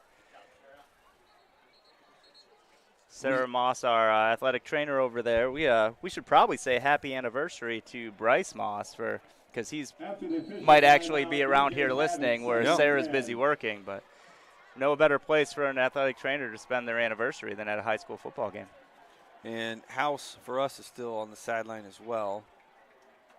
Trips right, Collison in the backfield. Sets up in the pocket, throws deep to the end zone. Barkema's there, just outside his reach. He kind of cut to the outside and came back more towards the middle. Colson's pass is incomplete. His intended receiver. Yeah, I think DCG got him off his route just enough where it threw the timing off. Pretty good ball though out of Colby. It's a little bit long, but only one guy's catching that thing. Right. And we've seen some of his other catches, so if he gets one hand on it, he's got a shot.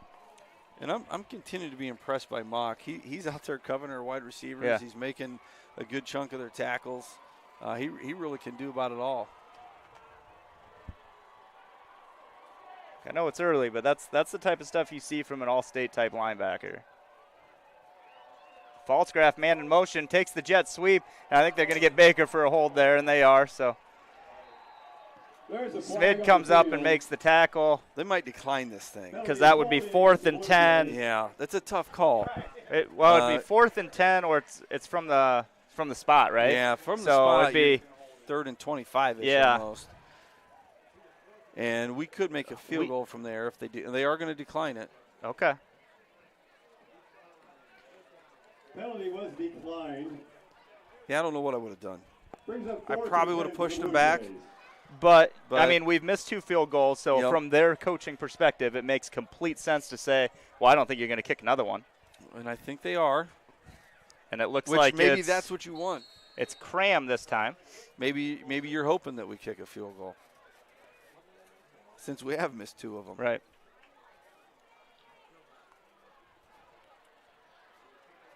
All right, I kind of jinxed him last time, saying that there's no doubt about the leg, and he didn't get it there. So this is he's lined up, is set at the 27, so this is a 37-yard kick. Kick is low and left and no good.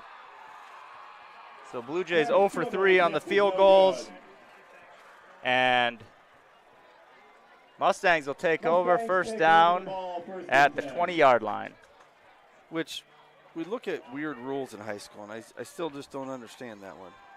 You try a field goal, and it goes to the 20 no matter what. Yeah, which in this case, that's where it was, so it didn't change anything. Well, like in the pros, it's going to go from where he kicks it. Yeah.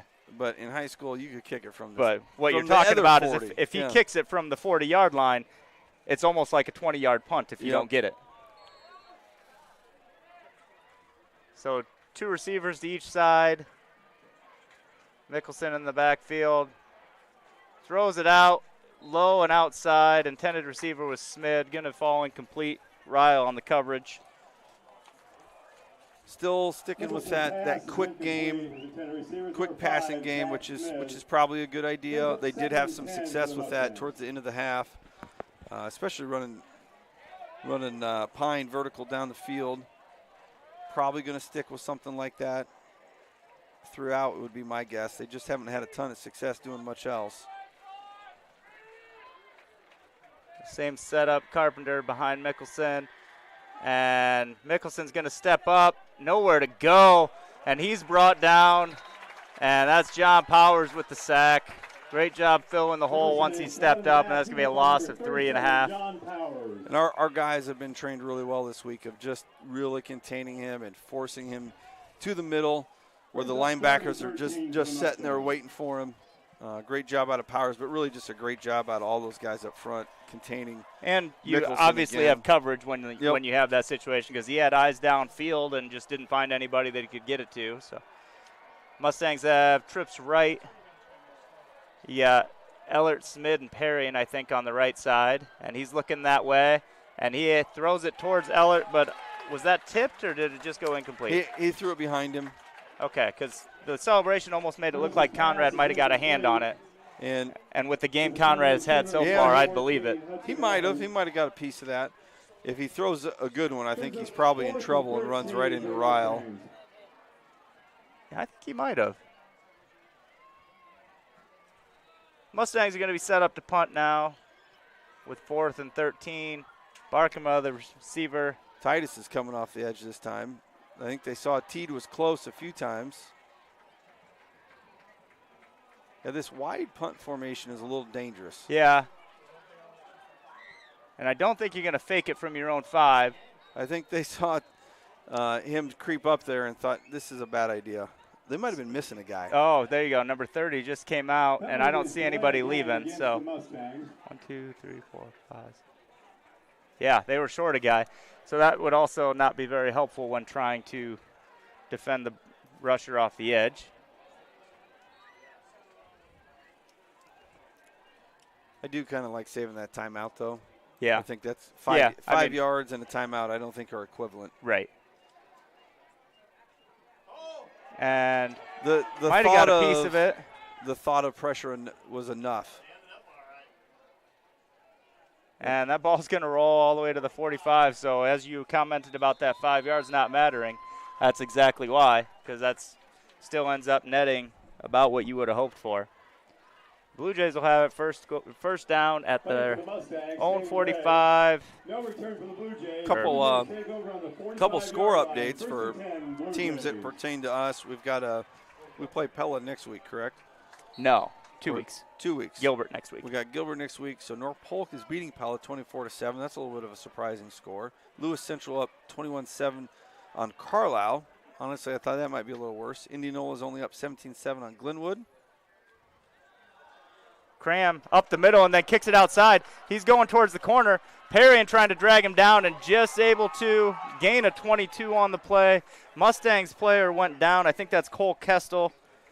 Hoping it's just a cramp and not something else the way he went down. On the carry, Titus Cram. Yeah, it looked like Falsgraf was blocking him. And he just kind of went.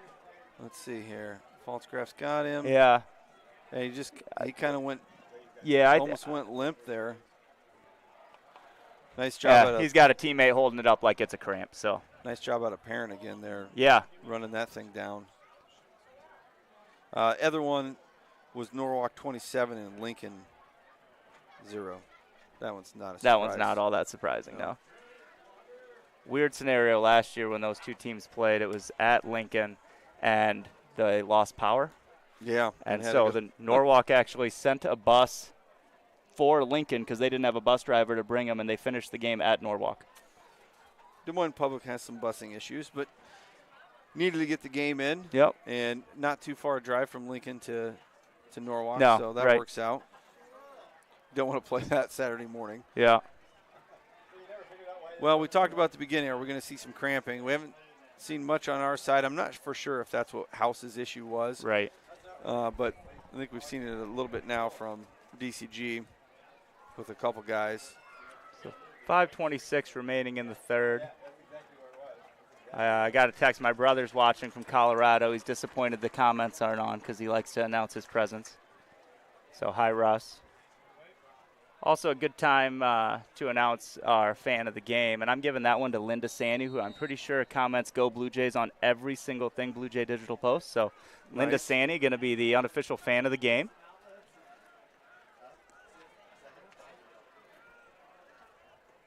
Cram up the middle. Nelson in on the legs. Dornsbach finishes high. Gain of 1 on the play by Cram. A really nice fill there out of DCG. Got a pretty good lick on Titus. Yep. Those linebackers are having a pretty solid game overall. Well, they've been on the field a lot, so they've had a lot of opportunity. And yeah. It has kind of been feast or famine. It's been a lot of 1, 2, I mean, they're selling out to stop that run. And then bust a big one or a 15, 20-yarder. Falsgraf left, Ryle tight to the right. Ryle, the man in motion. Saw this could be the first play of the game. Collison going to roll out left. Looks like design quarterback keeper. Dives ahead, gains a – oh, that's not a very good spot. Yeah, you would say it's a QB read, but I'm pretty sure that was called from the get-go with the intention that everybody's probably selling out on Titus. Yeah, I thought he was going to get a little better spot on that, but gain of about 3 on the play. Jackson Dobers brings up 3rd and 5, and I got to think we're going for it no matter what the way. Yeah, you would think this is probably going to be another Titus run here. but it looks like we're throwing. We're throwing and passes off. Falsgraf makes the catch and tries to make the first guy miss, but isn't able to. And it's going to be close. about a yard away. And he's cramping up again. Both legs. Oh, no. Judging by the official on the top, it's pretty close. Oh, yeah, he's way up. Okay. And I saw Darren Denham, who's holding the yard mark. He was signaling first down. I don't know if he's a reliable source. Yep, he is. First down, Jace. He was reliable this time. It doesn't make him a reliable source. Falsgraff's completion was good for a first down. Is First this and 10 Blue the Jays. same cramper, or do we just have another guy?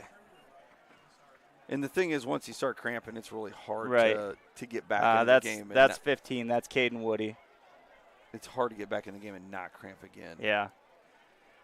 It was a nice little show of sportsmanship there. Both players from both teams went ahead and grabbed a leg. I think that was Levi Standing for the Blue Jays and Tate Perry and for the Mustangs, both grabbing one of the cramping legs.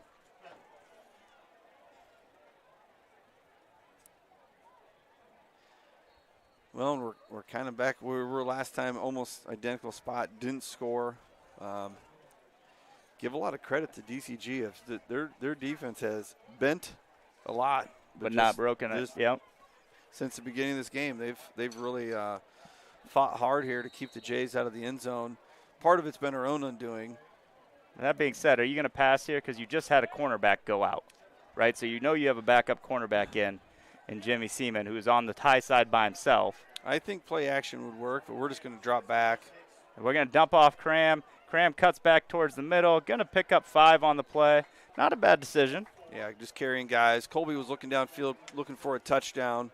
Wasn't there, so went to his check down.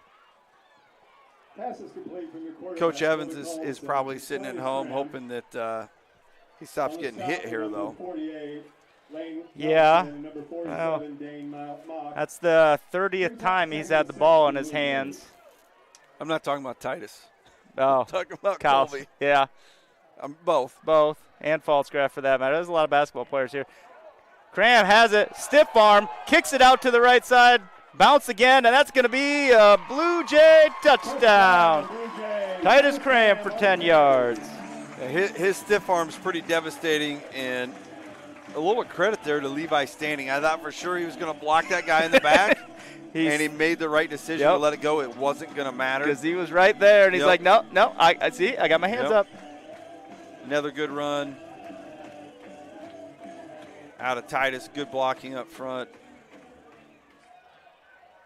Finally crossed that goal line there to get the third touchdown of the night.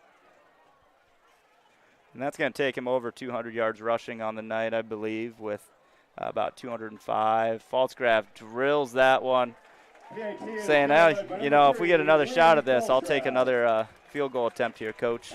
Yeah. So 2:41 remaining in the third. Blue Jays take a 21-7 lead.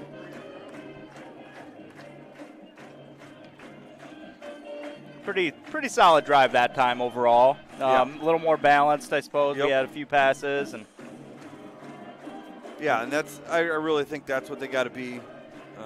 Maybe throw in a little bit more play action, utilize that run-like looking play of Titus. And now DCG's kind of in a spot where you got to go score. There's not enough time left in the game where you can afford to kick it to us again. Your D could really use a break.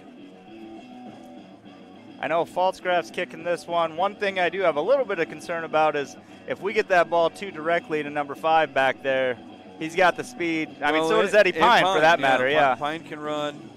I mean, I'm not opposed to a low line drive here and keep it out of the big play. Put it right in the middle to one of their up backs. Yep. Or try and line drive it off the front man again. He's going to go deep, and it's over Pine's head and bounces into the end zone. Perfect placement from Falsgraf. And that's going to result in a touchback. Ball will be spotted at the 20-yard line, 1st and 10. Mustangs will have it 1st and 10 at the 20. And really looking for some momentum. Yeah, like we just said, DCG's got to go down and score and you're the Blue Jays, this is one of those positions where just get the 3 and out, and you got a really good shot of, shutting the door on them. It's a 4 wide receiver set to start here for the Mustangs. Yeah, I think it's Megason and Ellert to the near side. Carpenter takes a step up, takes the draw up the middle, fake, and Eddie Pine makes the catch on the cross and gets to the edge and picks up about 20, going to be 23 on the game there. He's pretty slippery. He's a nice little target if you get him the ball quick in space. Can make some guys miss and then outrun them. And that little underplay, really effective because it kind of rubs the defensive backs off, and you got to count on the linebackers to make the play.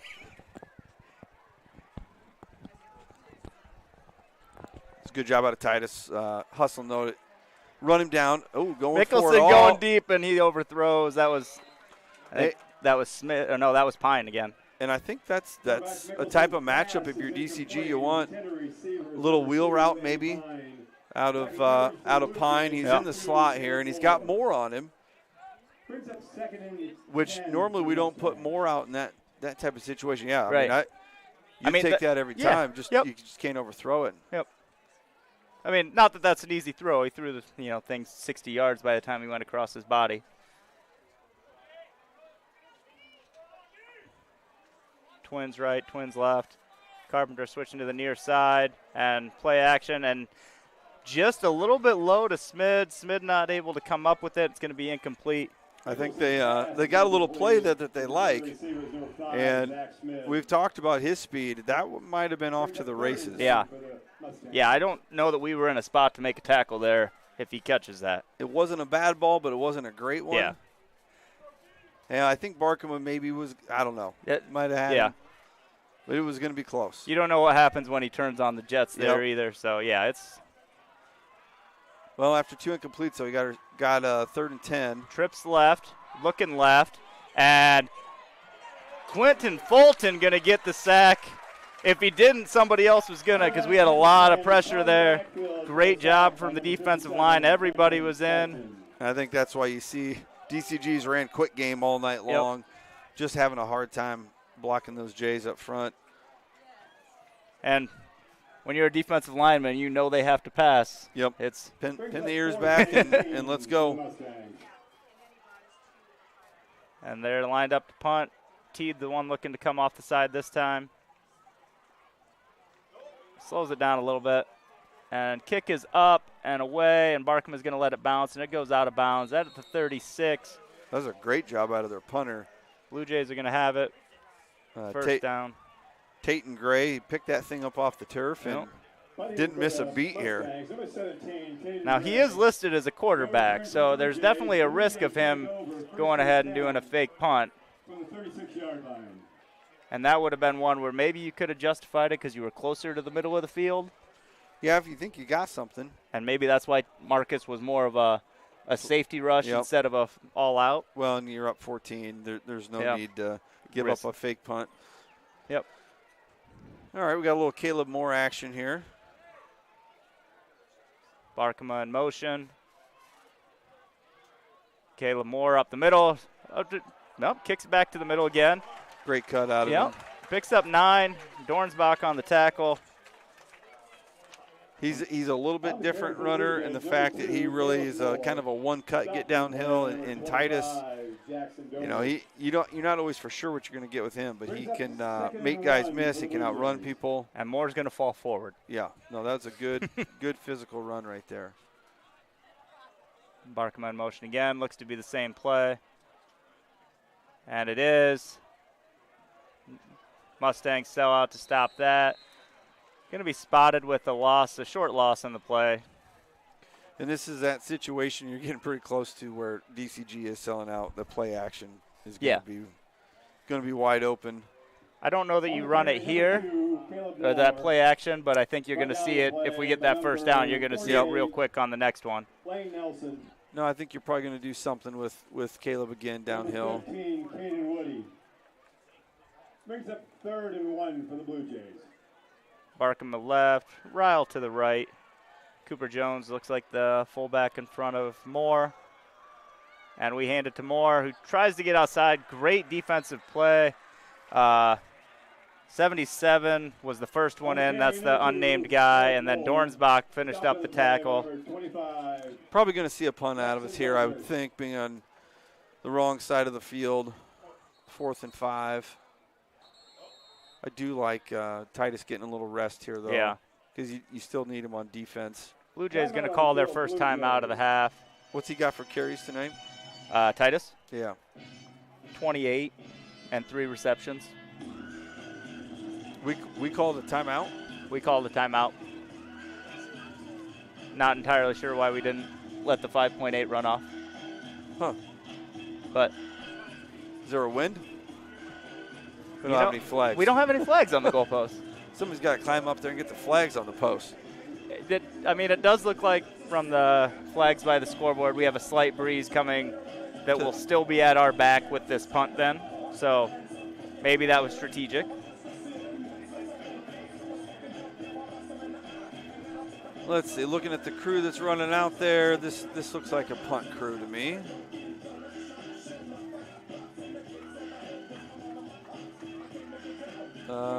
Maybe 1, 2, 3, 4, 5, 6, 7, 8, 9, 10, 11. There we okay. Now we got the posse together. You got the 3 big boys in the back here, making sure nobody gets the powers. You selling out for a blitz here?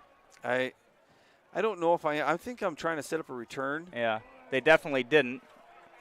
Smid backing up, gets it at the 8, and looking for a lane. Ernst tries to make the tackle, not quite able to. Andrew Keith still there with him, and then Caleb Moore going to be the one that brings him down at the 31. The one thing about having on the return, number 5, Zach Smid, finally points out of bounds on the play by number 2, Caleb Moore. That's the end of the quarter. Mustangs 7, Blue Jays 21. That'll bring us to the end of the third quarter. Blue Jays up 21-7.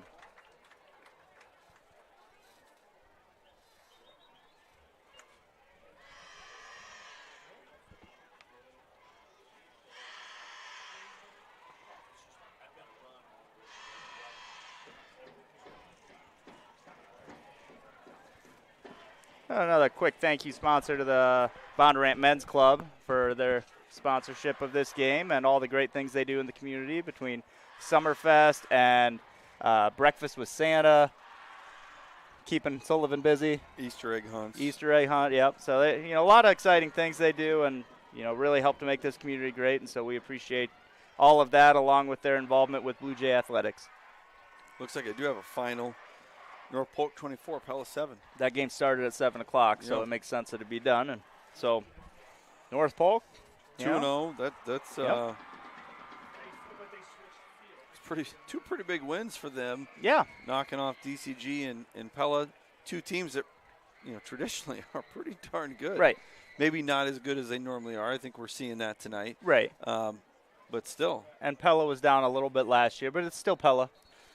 And North Polk is a 3A school, not a 4A school in football. Right on the cusp there. Yep, they're close. We had the scrimmage there with them, so there wasn't actually a score kept, I don't think. But it was pretty even-ish. Yep. Okay, it looks like we got everybody covered. You do have more on Pine again. And Mickelson throws it to mama. Pine just off his hands because he had a lot of room to run otherwise. Pass on the play is incomplete from the Yep, quarterback. same play they went to last time he caught it. Number 2, Eddie Pine. Just that little quick play action.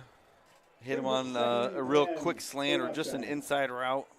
And threw it maybe a little hard. Maybe a touch hard, but, at the same time, You got to catch it. you're counting on a guy to catch that too, right? You're sending him in a route for a reason. Got to catch it. So. Got a little tight formation here. Yep. And Mickelson looking through the middle. Now he's going to try and get outside. Schoening. Conrad Schoening holds him up. Powers and Teed help finish him up. What a great game from Schoening. Yeah, I think this is, this is Mickelson. his role. You get that any type of passing down, you bring him in, and he's been hard to block. Yeah.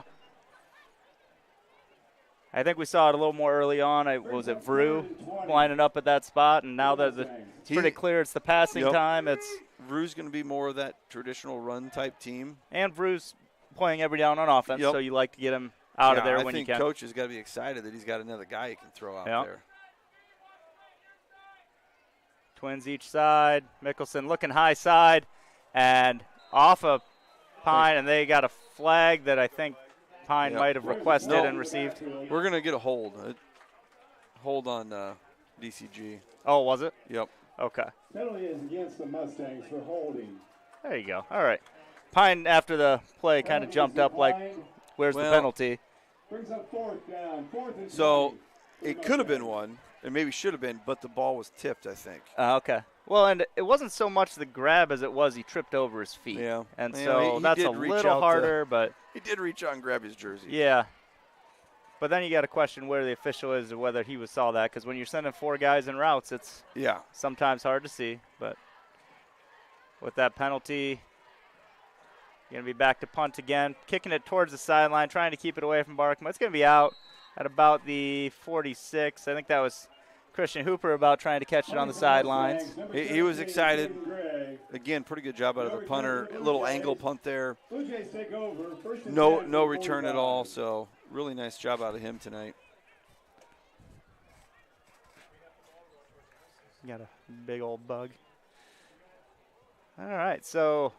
Well, this is where you want to see a little time-consuming drive. Let's end it. Looks like Cram's back in there, so. I do think you might see a couple Cram runs, but I also think they are going to mix that play action in here and see if they can't hit a big one. I wouldn't mind seeing Colby as the one receiving the snap right here, but that really hasn't been the game plan tonight. Cram going to take it up the middle. Mock there. 66 brings him down as well. Bailiff, and good defensive play. Going to be a gain of 2 on the play. And DCG did a good job of, they came in with a game plan against the Wildcat, and the Blue Jays had a good counter to what it was, and I think that as the games went on, DCG's done a nice job of adjusting and adapting to what the Jays are doing out of that formation. Collison and Ryle near side this time. There's that ISO play. Both guys. That's been one of the better ones. Perry. Everybody just goes straight ahead. Yep. Perry and goes low. Woody helps out on the tackle, but it's going to be a gain of 10. Sometimes when we run power and we pull a lineman, it allows for a running lane for a linebacker to shoot through. When you run ISO, nobody's pulling. It's man-on-man, and it's straight ahead. That's tough to defend, especially if you give up any ground on that D-line. Ended up with a gain of about 12 on the play. Going to be at 41. Collison looks to be taking the snap this time. Cooper Jones to his right. Barkham with a man in motion. And play action. And he's going deep. Ball's a little underthrown, and Falscraft tried to come back for it, and Kestel wouldn't let him, and that's going to draw the flag. Good job by Falscraft making it clear that he was trying to come back, and Kestel had no choice because he was. That's about that impossible position in the corner where you're coming up to help on the run, and then you got to get back in the pass. Really, if he just would have turned his head, I think he would have been fine. Yeah. And there was no way Reed was getting to that ball. No. It'll be a first down with once they walk this off. And that was that play action I was looking for, going for the home run, which they should. The ball's going to be at the 26-yard line. Can't tell if Vrew was hurt there running off or if we were just making some subs. He's got something with his ankle. He was kind of Sarah's wobbly. looking at it. Yep, he was a little wobbly coming off. He does not look like he feels great leaning on it. Falscraft to the right. Vanderlinden into tight end. Cram takes the direct snap, pitch to Collison. Collison has Falscraft wide open in the end zone and not able to make the catch. Just a little bit too much air under it, and Zach Smid did he actually deflect that, or I couldn't tell if he got a piece of that ball or not. From the angle, it looked like he had to have, because I don't know how it could have got through his hands. Because it looked like it hit Faulty right in the gut. I think it hit Faulty in the gut, and he just kind of dropped it. Brings up second and Maybe 10 lost for sight of Blue it when the guy was coming he at him. probably did because that defender was up Oh, in his face. it was Tate Perry and the defender not. Yeah. Well, 2 shots there. I like it. Being aggressive, going for the end zone. Now Cram going right side. Good defensive stop. See who comes off of that pile. There's a gain of a yard or 2 maybe. On the carry, number 2, Titus Cram, stopped in the play by number We got 47, a lot of bodies Zane on the Mock. ground still. Mock was the guy. Cram's down. Mock was the lead tackle on that. Cram's been hit a lot tonight. And I'll tell you what, if DCG can figure some stuff out offensively, their D's pretty solid. yeah. The amount of time they've been on the field tonight, Yeah. the time of possession is got to be super lopsided. Well, and they got a lot of athletes at those skill positions. That linebacker, safety, corner. Yep. I don't know how good they are up front, but you're right. And if they get Hendricks back, which I'm not for sure what his injury is, I think it was a shoulder. He was icing his shoulder, and I have no idea beyond that. But obviously he's a heck of a player. But just thinking about tonight, I mean, there's, 3 or 4 pass plays where the timing just wasn't perfect. And if you clean that up a little, I mean, they could have 3 long plays that drastically change the game. I mean, they could have some firepower as the season continues. And not every defense they see is going to be like ours. It's going to be able to apply the pressure. Yeah. And run with guys and cover them. Yep. So they got Johnston and Norwalk next, who are both tough. Yeah, that Johnson one, that's a tough one for them. Winter sets after that. They're down a little bit this year, though, too. Yeah, that's why preseason rankings don't really matter, right? Right. Cram bouncing outside, goes out of bounds, gains a yard. Is that what they're spotting it at? On the carry, Titus Cram, 2. If I remember correctly, I got to look up the score, but I thought that score last year with DCG and Johnson was super. It was close. It was. Brings up 4th And I and can't 7 for remember Blue Jays. if they won or if they just lost by a little bit. Maybe they lost by 2. I think they lost because they were like 3-6 last year. And I know they got a win against Hoover, and I'm pretty sure they had one against Jefferson. Well, they played Norwalk really close, 2 last year, I think. Well, they always play good D. Like traditionally, they. Collison rolls left, and Mock got a hand on that to tip it away. Intended for Cram. Gollison's pass is incomplete. Once again, His intended receiver was he Titus makes Cram. another play. He's only a junior Ball too. kicked He's in line of scrimmage by Zane going to Mock. be a good one. Blue Jays turnover and downs. Mustangs take over. Well, he already is a good one. Yeah, he's going to be a guy who needs to see some college coaches come visit because that's a lot of plays out of a junior. And in coverage, too, which, a lot of times you can find a guy that'll come downhill but not necessarily be able to cover out of the backfield, too. And he's clearly got Shown both. a lot of diversity. Mickelson drops straight back. Hits his target, Wow. Megson. That was a heck of a First throw. down. I thought Vanderland was picking that thing off, but just slightly out of his reach. Yep. He's thrown a mixture of some pretty good passes tonight. Nicholson's pass Yeah. is complete, brought down the play by number 27, Carter Obrick. That was not Carter Obrick. Mickelson rolls right and gets his receiver. Calls get it a a late catch. hit. Aylert the catch. We get a roughing the passer as well. So tack on another 15. That's Going to put that about the 37.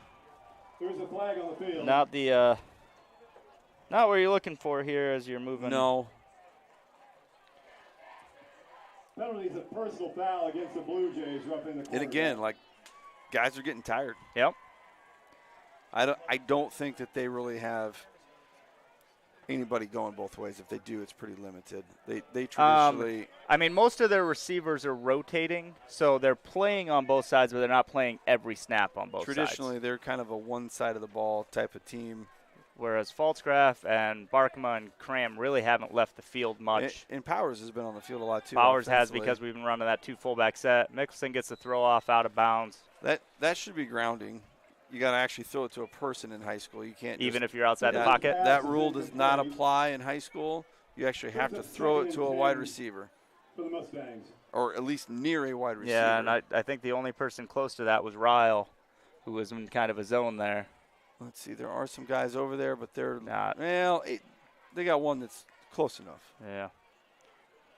I also don't think you're only making that call if it's egregious, probably, because it's such a It's a big one. call. Yeah, it's a tough one, especially in high school. Pine coming out left, so you got 5 receivers, and that's going to be 2 guys in motion, and so they called timeout because if they didn't, they were going to get a procedural penalty. Pine wasn't set before Smith started coming across. Well, DCG's responding here a little bit with a drive, moving the ball down the field, getting some plays going here. They score a touchdown, and it could get interesting. We said it at halftime. This doesn't feel like it's that close a game when you look at yardage totals, but we just haven't been able to put the ball in the end zone. Yeah. In multiple opportunities. Yeah. I mean, we've had, I think, 4 drives that were scoring opportunities that we didn't get any points out of. Yeah, the number of possessions that probably started 40 to 50 yard line. Yeah. There's 5 or 6 maybe that we didn't score on.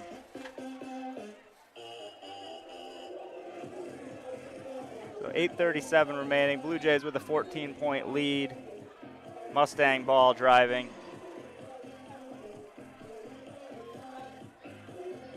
Pretty solid looking student section we have tonight. We expanded our bleachers this year, so it's a little harder to see them because they're farther down there. But I know we had a lot of junior high kids excited about beach night. Mickelson, play action, screen pass. That's a good play right there. He's got a lot of room, Carpenter does, and he's going to get brought down at the 10. Vanderlyn to chase him down. Eli Carpenter makes the play. Yeah, he saw some really good speed there out of Vanderlyn to hustle and get back in it, but what great design here. He got jet sweep action, and then that H-back or wide receiver just comes across the formation. That was actually the tailback. Was it? Okay. Yeah. Stepped up. That was a nice. Yeah, he stepped up like he was going to block somebody and then just kind of snuck through there. Play action now, and Mickelson looking to get outside. Has Smid. Smid brought down by the first guy. Was that Ryle? He looked like he was going to have a little bit more room than what he did, but Jays do a good job of corralling him. So Ryle brings down the receiver, Smid. 5 yards on the reception. After a really, really slow search here. 17-16 Johnston. Gotcha. Mickelson drops back. Now he's rolling left and has the guy in the corner, Smid. And that's going to be a touchdown.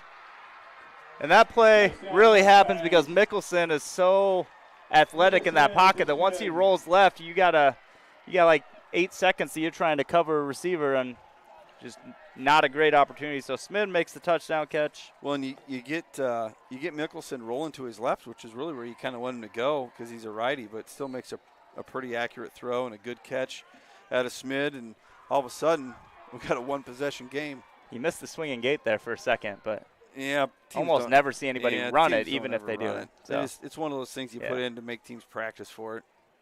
Kick is up, and it's good. That's Connor May on the kick. He's got a heck of a boot, too, if it came down to field goals. That looked good. He's like 45-yard distance, too. So. Well, that was a turn of events there. Yep. 7:38 remaining. Jays were driving, don't score, and then the Mustangs turn around, and a couple plays later they put the ball in the end zone, and all of a sudden things are looking a little dicey.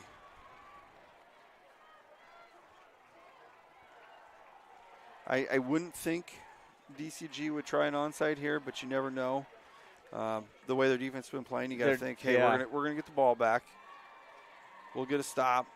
I mean, that's what you have to gamble on, right, as well as your defense has played really overall. I mean, they've been pretty solid. The very beginning, they gave up yards, and they've really been solid since then.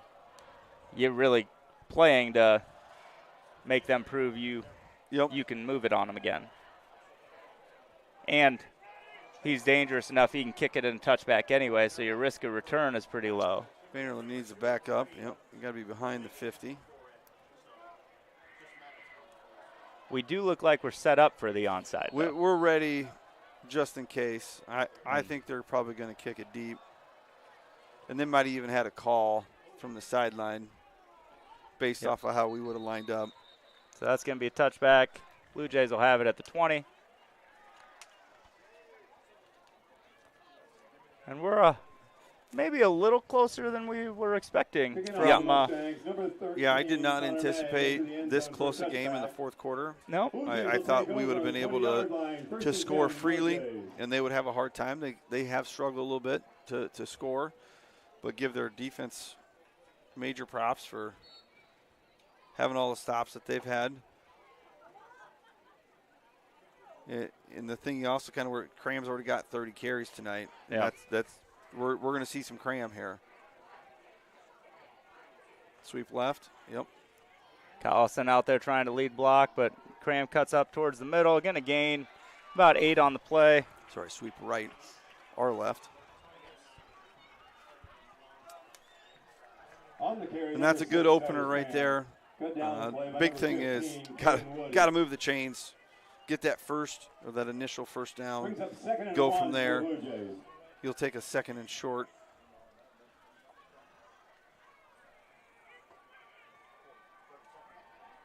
Kind of reminded me of a game at Gilbert a couple years ago.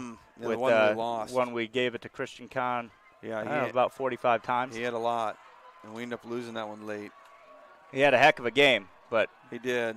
He had about 250 yards rushing. And that's a good wrapped-up tackle. That number 9, Tate Perrion. Great tackle there, but it was 7 yards downfield, so going to be a Blue Jay first down. They went back to that sweep play that we saw earlier in the game. We kind of mentioned that in the third quarter that they might run that, where Colby's in the backfield right next to Titus, leading on the sweep play. So I believe this is a single game career high for Titus on yardage. He's got a little ways to go, though, to catch the Blue Jays record holder that I could find. As far back as I could go on varsity bound, that'd be Grant Peterson with 386 yards. So, which was that a North Polk game? It was a North Polk game. Yep. Yep. First play of the game, he went 80. We broke in their field that night. They had their new field, and they knew what play we were running, but it didn't matter. Yeah, 386 yards for Grant Peterson back there in 2014, on his way to 2,206 yards that season. It was a pretty hard running kid. Yeah, he had a couple over 300 that year. I know he had a big one at Newton, I think, with 5 or 6 touchdowns. Well, he had 6 that game against North Polk. Cram looking up the middle, and he's going to be right at the first down marker. Not a great spot either there, I don't think, but I think it is going to be a first down. Cram on the carry. Tripped up on the play by number 5, Zach Smith. Boy, from the high side, I don't think he's giving it to him. Bailiff had a shot at him. Yeah, that does look about just a hair. Oh, they're going to give it to him. Okay. Bailiff had a shot at him in the backfield, but that's a tough tackle to make on Titus. We're winding the clock, 5:28 remaining. I don't know if you're going to see anything different until they stop us.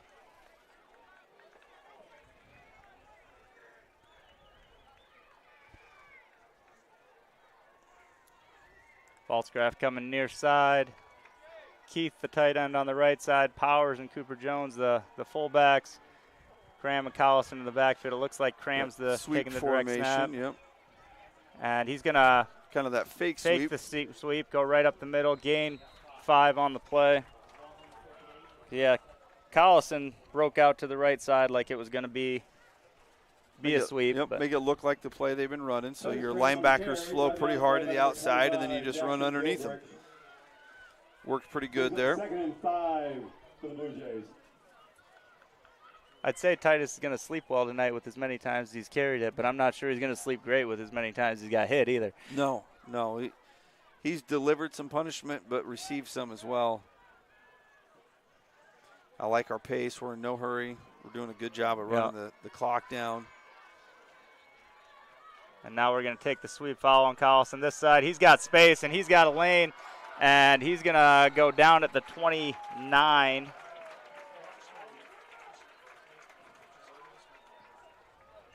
So gain of 19 on the play. Brought down the play by number 15. Pretty good job out of the Jays sealing that edge. You know what play's coming, and you still can't Do much with it. Can't do much about it. They're probably going to have to change their alignment a little bit defensively. They're putting themselves in a spot where the Jays have got them flanked. And so then basically it's just a bunch of down blocking, which is as easy as block as it gets. And when these linemen get excited about the block that they're going straight ahead with, you watch out. Looks like we got more in now. Okay.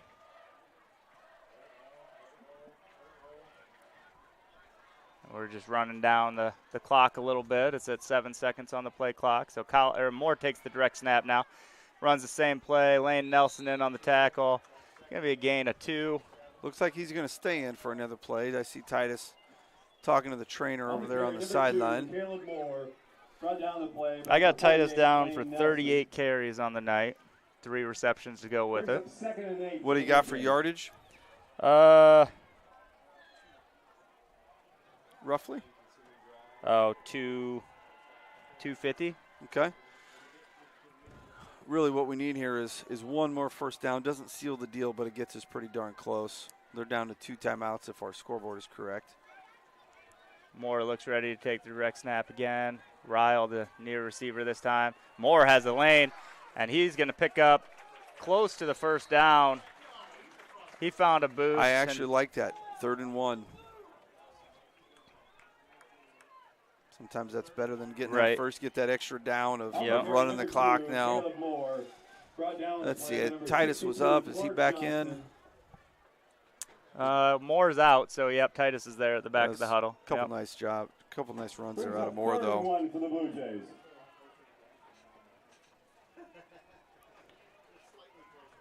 Okay, doing a good job of staying in the huddle a little longer here so your linemen don't have to stay in a stance forever. 6 seconds on the play clock. 4. Cram takes the snap, going right side, now up the middle. Should easily get the first down. The pile is moving ahead. Going to gain 4 on the play. Start using timeouts here pretty soon. On the carry, Titus Graham, brought down by the Mustangs. Good for a first down. 1st and 10, Blue Jays. I'm going to say unofficially 282 yards now. Okay, so he's closing in on that. 282, 3 touchdowns. Closing in on that 300 mark. 39 carries. Well, he's going to get at least 3 more. Unless he breaks it. True. Coming right side behind Collison, slows it down. Good pursuit from the backside by Bailiff. House finishing a block, and he's going to get called for a late unnecessary penalty. He's kind of flirted with that a couple times tonight, and it's hard to deter that. Yeah. But especially this part of the game, you gotta lay off that. So that's going to be after the play. So the play happened. It's a gain of 2. So it would have been 2nd and 8, and now it'll be 2nd and 23. Yep, and I think that's going to stop the clock too with the penalty. Yeah, dead ball foul. Oh, they called it on DCG. Now, looking at the replay, it does look like he pulled House down. Okay. So House was running into him, and whoever it was kind of grabbed him and took him to the ground. Okay.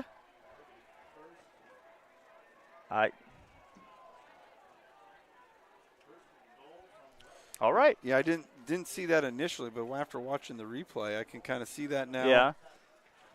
I mean, House is definitely driving him after the whistle too. So House is not a guy who stops early. No, he's definitely playing to the echo of the whistle. So that's going to be half the distance to the goal. I think we're going to get first down. We're going to get a timeout. I think Coach Heitland's going to maybe need a discussion about that penalty too. So it'll be 1st and goal from the 8. They can only stop the clock one more time. Yeah. I think you can kneel out here. I don't think we do, though. No, I don't think we probably will. You might need to run a play just to run a couple seconds But Yeah. I'm pretty sure we can kneel out. Yeah, I just got through that replay again on house, and I'm not really sure. Like, because just pulling a guy down on top of you wouldn't necessarily be a personal foul either. So like I said, it almost had to have been like you attempted to kick or punch or something on the way down, maybe? I don't know. Something was said, but I don't think yeah, that was the case. I don't want to accuse the guy of doing anything he didn't do either. So, right. you know. I do imagine that being blocked by House, or Vrew for that matter, all night would get a little upsetting. Yep, when it's that borderline, hey, that was after the play.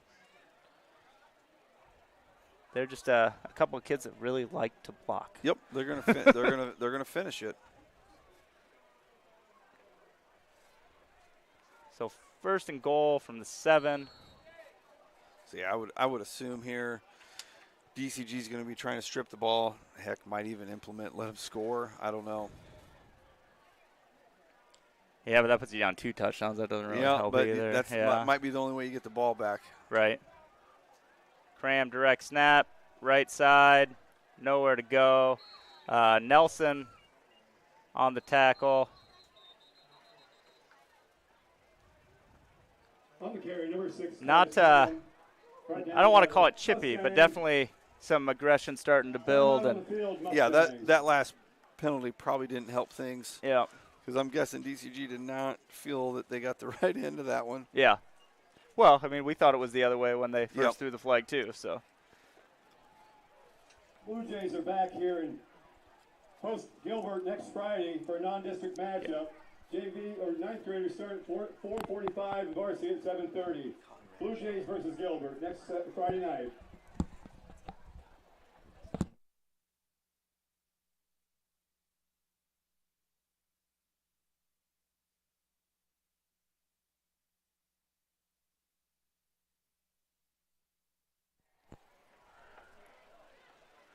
All right, so as we come out of this timeout, we'll have 2nd and goal from the 7. After the timeout, Blue Jays have it. Stay tuned here. We got a couple of player of the games to announce shortly, so a couple great sponsors stepping up to celebrate some of the great performances from our Blue Jays tonight, and so we'll kick those out here shortly. Really got some good ones on both sides tonight. Yeah. False grass split right, 2 fullbacks in front of Cram. Direct snap, up the middle, picks up 5 on the play, and there's a lot of blocking going on in the end zone. This time Powers finishes the block after the whistle. I think they're going to call it on DCG again. Yeah.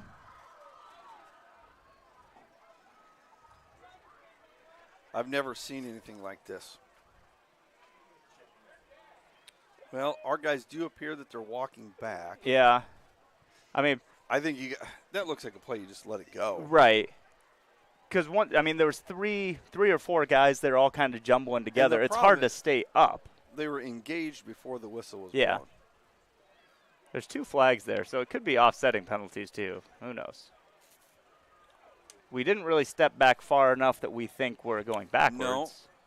No, and if it is on them and you get a replay of the down, you can definitely take a knee and be done.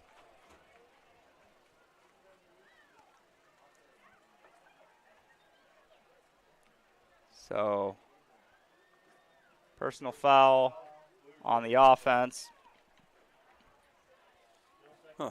Okay. Penalty is a personal foul against the Blue Jays. So that's going to create some space. Yeah, I don't know. Powers drove him back about 10 yards. I'm not sure when the whistle was blown on that, but yeah, we can't. He met him in the hole and drove him. On the replay, he drove him quite a ways into the end zone.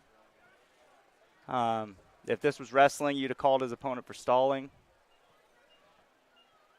Now, that does stop the clock. That does stop the clock. So minute 12. Blue Jays have it. That's a big penalty for the Mustangs. So 2nd and goal from the 18. 2nd and goal, right? Yep, okay, because our flag down there has 3rd, but I wouldn't imagine us. Well, probably because they didn't realize it was a replay down. I wouldn't imagine us throwing it. Cram right up the middle, trying to get to the right side. Gonna go down at the 14, gain of 4. On the carry, Titus Cram. Tripped up on the play by number 5, Zach Smith. Yeah, you can take a knee here and be done. Brings up 30-14. Now it's going to be, well, okay. Yep, because play clock doesn't start until they get that ball set. Yeah, I'm just confused by the official looked over there and said, looked is at our it guy, 4th? and so I think it is 4th down. Okay. Yep. Yeah, the white hat just put up the 4th down sign, so it is 4th. So our guy And over goal there, for the 15. Double D, Darren Denham, he knew what he was doing. Yeah, he's sometimes we second guess him, but he's so the pretty question experienced. is now, do we kick a field goal? Field, Blue Jays. You do, right? Field goal ends it. Right. Or do you just take a shot at the end zone and say, hey, you got to drive 80 yards? I mean, the risk of kicking a field goal is that they block it and then Yeah, there's nobody there. I think I throw the ball to the end zone. Do you? And then say, hey, good luck. You got to drive 80 yards with no timeouts and 20 seconds to play. That's fair. We just being 0 for 2 makes me a little nervous. We're gonna go with one of these awards here. We have a new award this year. It's the Farrell's Extreme Body Shaping Level 10 Teammate. It's being awarded to a player who, maybe isn't the MVP of the game, but definitely was a key contributor, a really great teammate, put in a level 10 effort tonight and was critical to the Blue Jays' victory.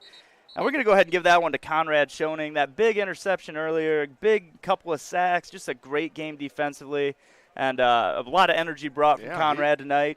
He was a bit of a game changer on the defensive side. Definitely something to bring in the next few weeks. So Farrell's Extreme Body Shaping, Level 10 Teammate of the Game, Conrad Schoening. We could use a little Farrell's Extreme Body Shaping. Yeah, it'd be really extreme. Will somebody do the work for us? Therein lies the dilemma. Cram going to try and get to the left side. Collison lead got a block out chance there. here. And he's going to be, there's a flag. He's going to be out at the 5. And another penalty. What's that going to be? I mean, that one's got to be a personal foul somewhere. We got a holding on them. He threw that flag, and everybody was kind of walking away. And it didn't look like anybody was engaged. Standing patted his guy in the back. I wonder if it was yelling from the sideline. Oh, could be. Because I don't think it's on a player. Oh, 50 goes down late. Why is that? I got to think that came from the sideline. Penalties in the play. I just don't see anything on any of our guys. Oh, yeah, no. Everybody's. The only thing you could potentially get is you could have called maybe an illegal chop because somebody was engaged. Called on sportsman. Yeah, okay. Sportsman-like. Okay.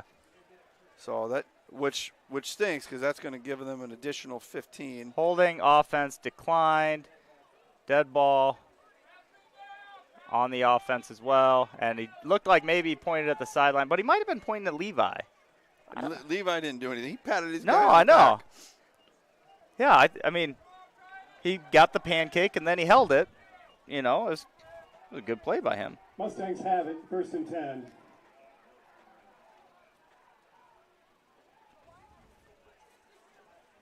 So you probably want to get a 15, 20-yard play here, get yourself out of bounds, or maybe even a first down, get up and spike it. 19 seconds. Ultimately, you got to get yourself in a position. Oh, geez. Eddie Pine was running back like he had a hook and ladder going, runs, dives forward for the first down. Gains We had the 12. hook, but we had no ladder. Yeah. Somebody hung him out to dry. And it was going to be right at the sideline, so I'm not sure it was going to amount to a whole lot anyway. Well, 11's coming clear across the field, but, man, that's a long ways. Yeah. Now, you could throw it across as long as it's backwards. You probably got one more of those where you're trying to get 10, 15, 20 yards. Get closer. I don't know how far this kid Blue can Jays throw are it. given 15 yards. Mickelson, short pass to Pine, who drops it. Yeah, it was same play. That time it looked like Hamill had moved himself a little bit closer to receive the ladder. Mickelson was on the back end of a hit there from Vrew that probably makes him regret letting go of it. 8.9 seconds now. 3rd and short. Mickelson, complete pass to Pine. What? This is so weird. And Falsgraf comes up and just crushes him. I don't know what the You got to get up plan and is on spike that. it. You got to get up and spike it. Pine, brought down the You got play time by to spike Reed this thing in one Falstraff. more play. Do not run that play again. Right. Like, it's like they're setting up for something. They're not even going to get the ball snapped. And that's going to be the end of – oh, wait. I think we had a little – That's the end of the ball game. how do they not get that snapped? So, 14, Blue Jays are going to win this game 21-14. And someone up here just says Eddie Pine has a headache because that was a hard hit there at the end. Yeah, that was an interesting turn of events there for the Mustangs. I think I know what they were trying to do, but they didn't know what they were trying to do. Yeah. And weren't able to execute it. Yeah, it was definitely – It was still going to be really hard to go down the field and score, Yeah. but you kind of wanted maybe that to turn out a little bit differently. Yep. One more award to give out, our Legacy Bank Player of the Game. That's been a thing for us for quite a while now, and Legacy Bank, a great community sponsor here in Bondurant. And that Player of the Game is going to have to go to Titus Cram. 44 rushing attempts, 313 yards is what I got, 3 touchdowns, 3 receptions for 21 yards. And, yeah, the majority of our plays ran through him today. He's going to need an ice bath Yep. tomorrow. 44 carries is probably about as many as I've seen one guy take. That's a lot. That's a lot of punishment. Yep. But deservedly so. Titus Graham going to be the Legacy Bank Player of the Game. Building legacies one customer at a time. Thank you again for your support. Oh, you want to run through? Did you get any of those other scores by chance, or we can? No. No, that's all right. I'll look him up, though. Let's see here. I think, let's see, 7. Carlisle, wow. Lewis Central 28, Carlisle 21 in the 4th. That was 27 minutes ago. Okay. So it's probably close to being over, but isn't yet. Indianola looks like they're up 31-17, so really a couple scores a little closer than I anticipated. And you had the Norwalk one last time. I couldn't find it. Yeah. I don't think that one is going to Well, be close. besides Titus tonight, Collison from the quarterback position was 12 of 19 for 153 yards. And really, those are your 2 big stat guys tonight. Barkham had 85 yards receiving in the first half, and I don't think he had a reception in the second half. Falsgraf ended up with 3 receptions for 22 yards. Ryle just had that 1 catch for 18, and Cram ended up with 3 for 21. So we're sitting around 500 yards of offense. The big thing that they're going to have to work on weeks coming forward is you got to finish the drive. Yeah. And part of that is getting out of our own way, because we stubbed our toe a lot tonight. And not to take anything away from DCG, because they played a heck of a game on the defensive side of the ball, but penalties, some bad plays, missed blocks. Got to avoid that and got to finish it. Yeah, and that's exactly it. It definitely wasn't a flawless performance. You got a lot of things to build on, which, I mean, is both a plus and a minus, because you want to be able to improve week to week. If you're at your best in week 2, that's not going to end up a great season either. Probably your key player for the Mustangs today was Ty Mickelson. He was 15-25 for 173 yards, 2 touchdowns, 2 INTs. A lot of what we expect. He really didn't get out of the pocket a whole lot, but really good pocket presence. Game plan held him in.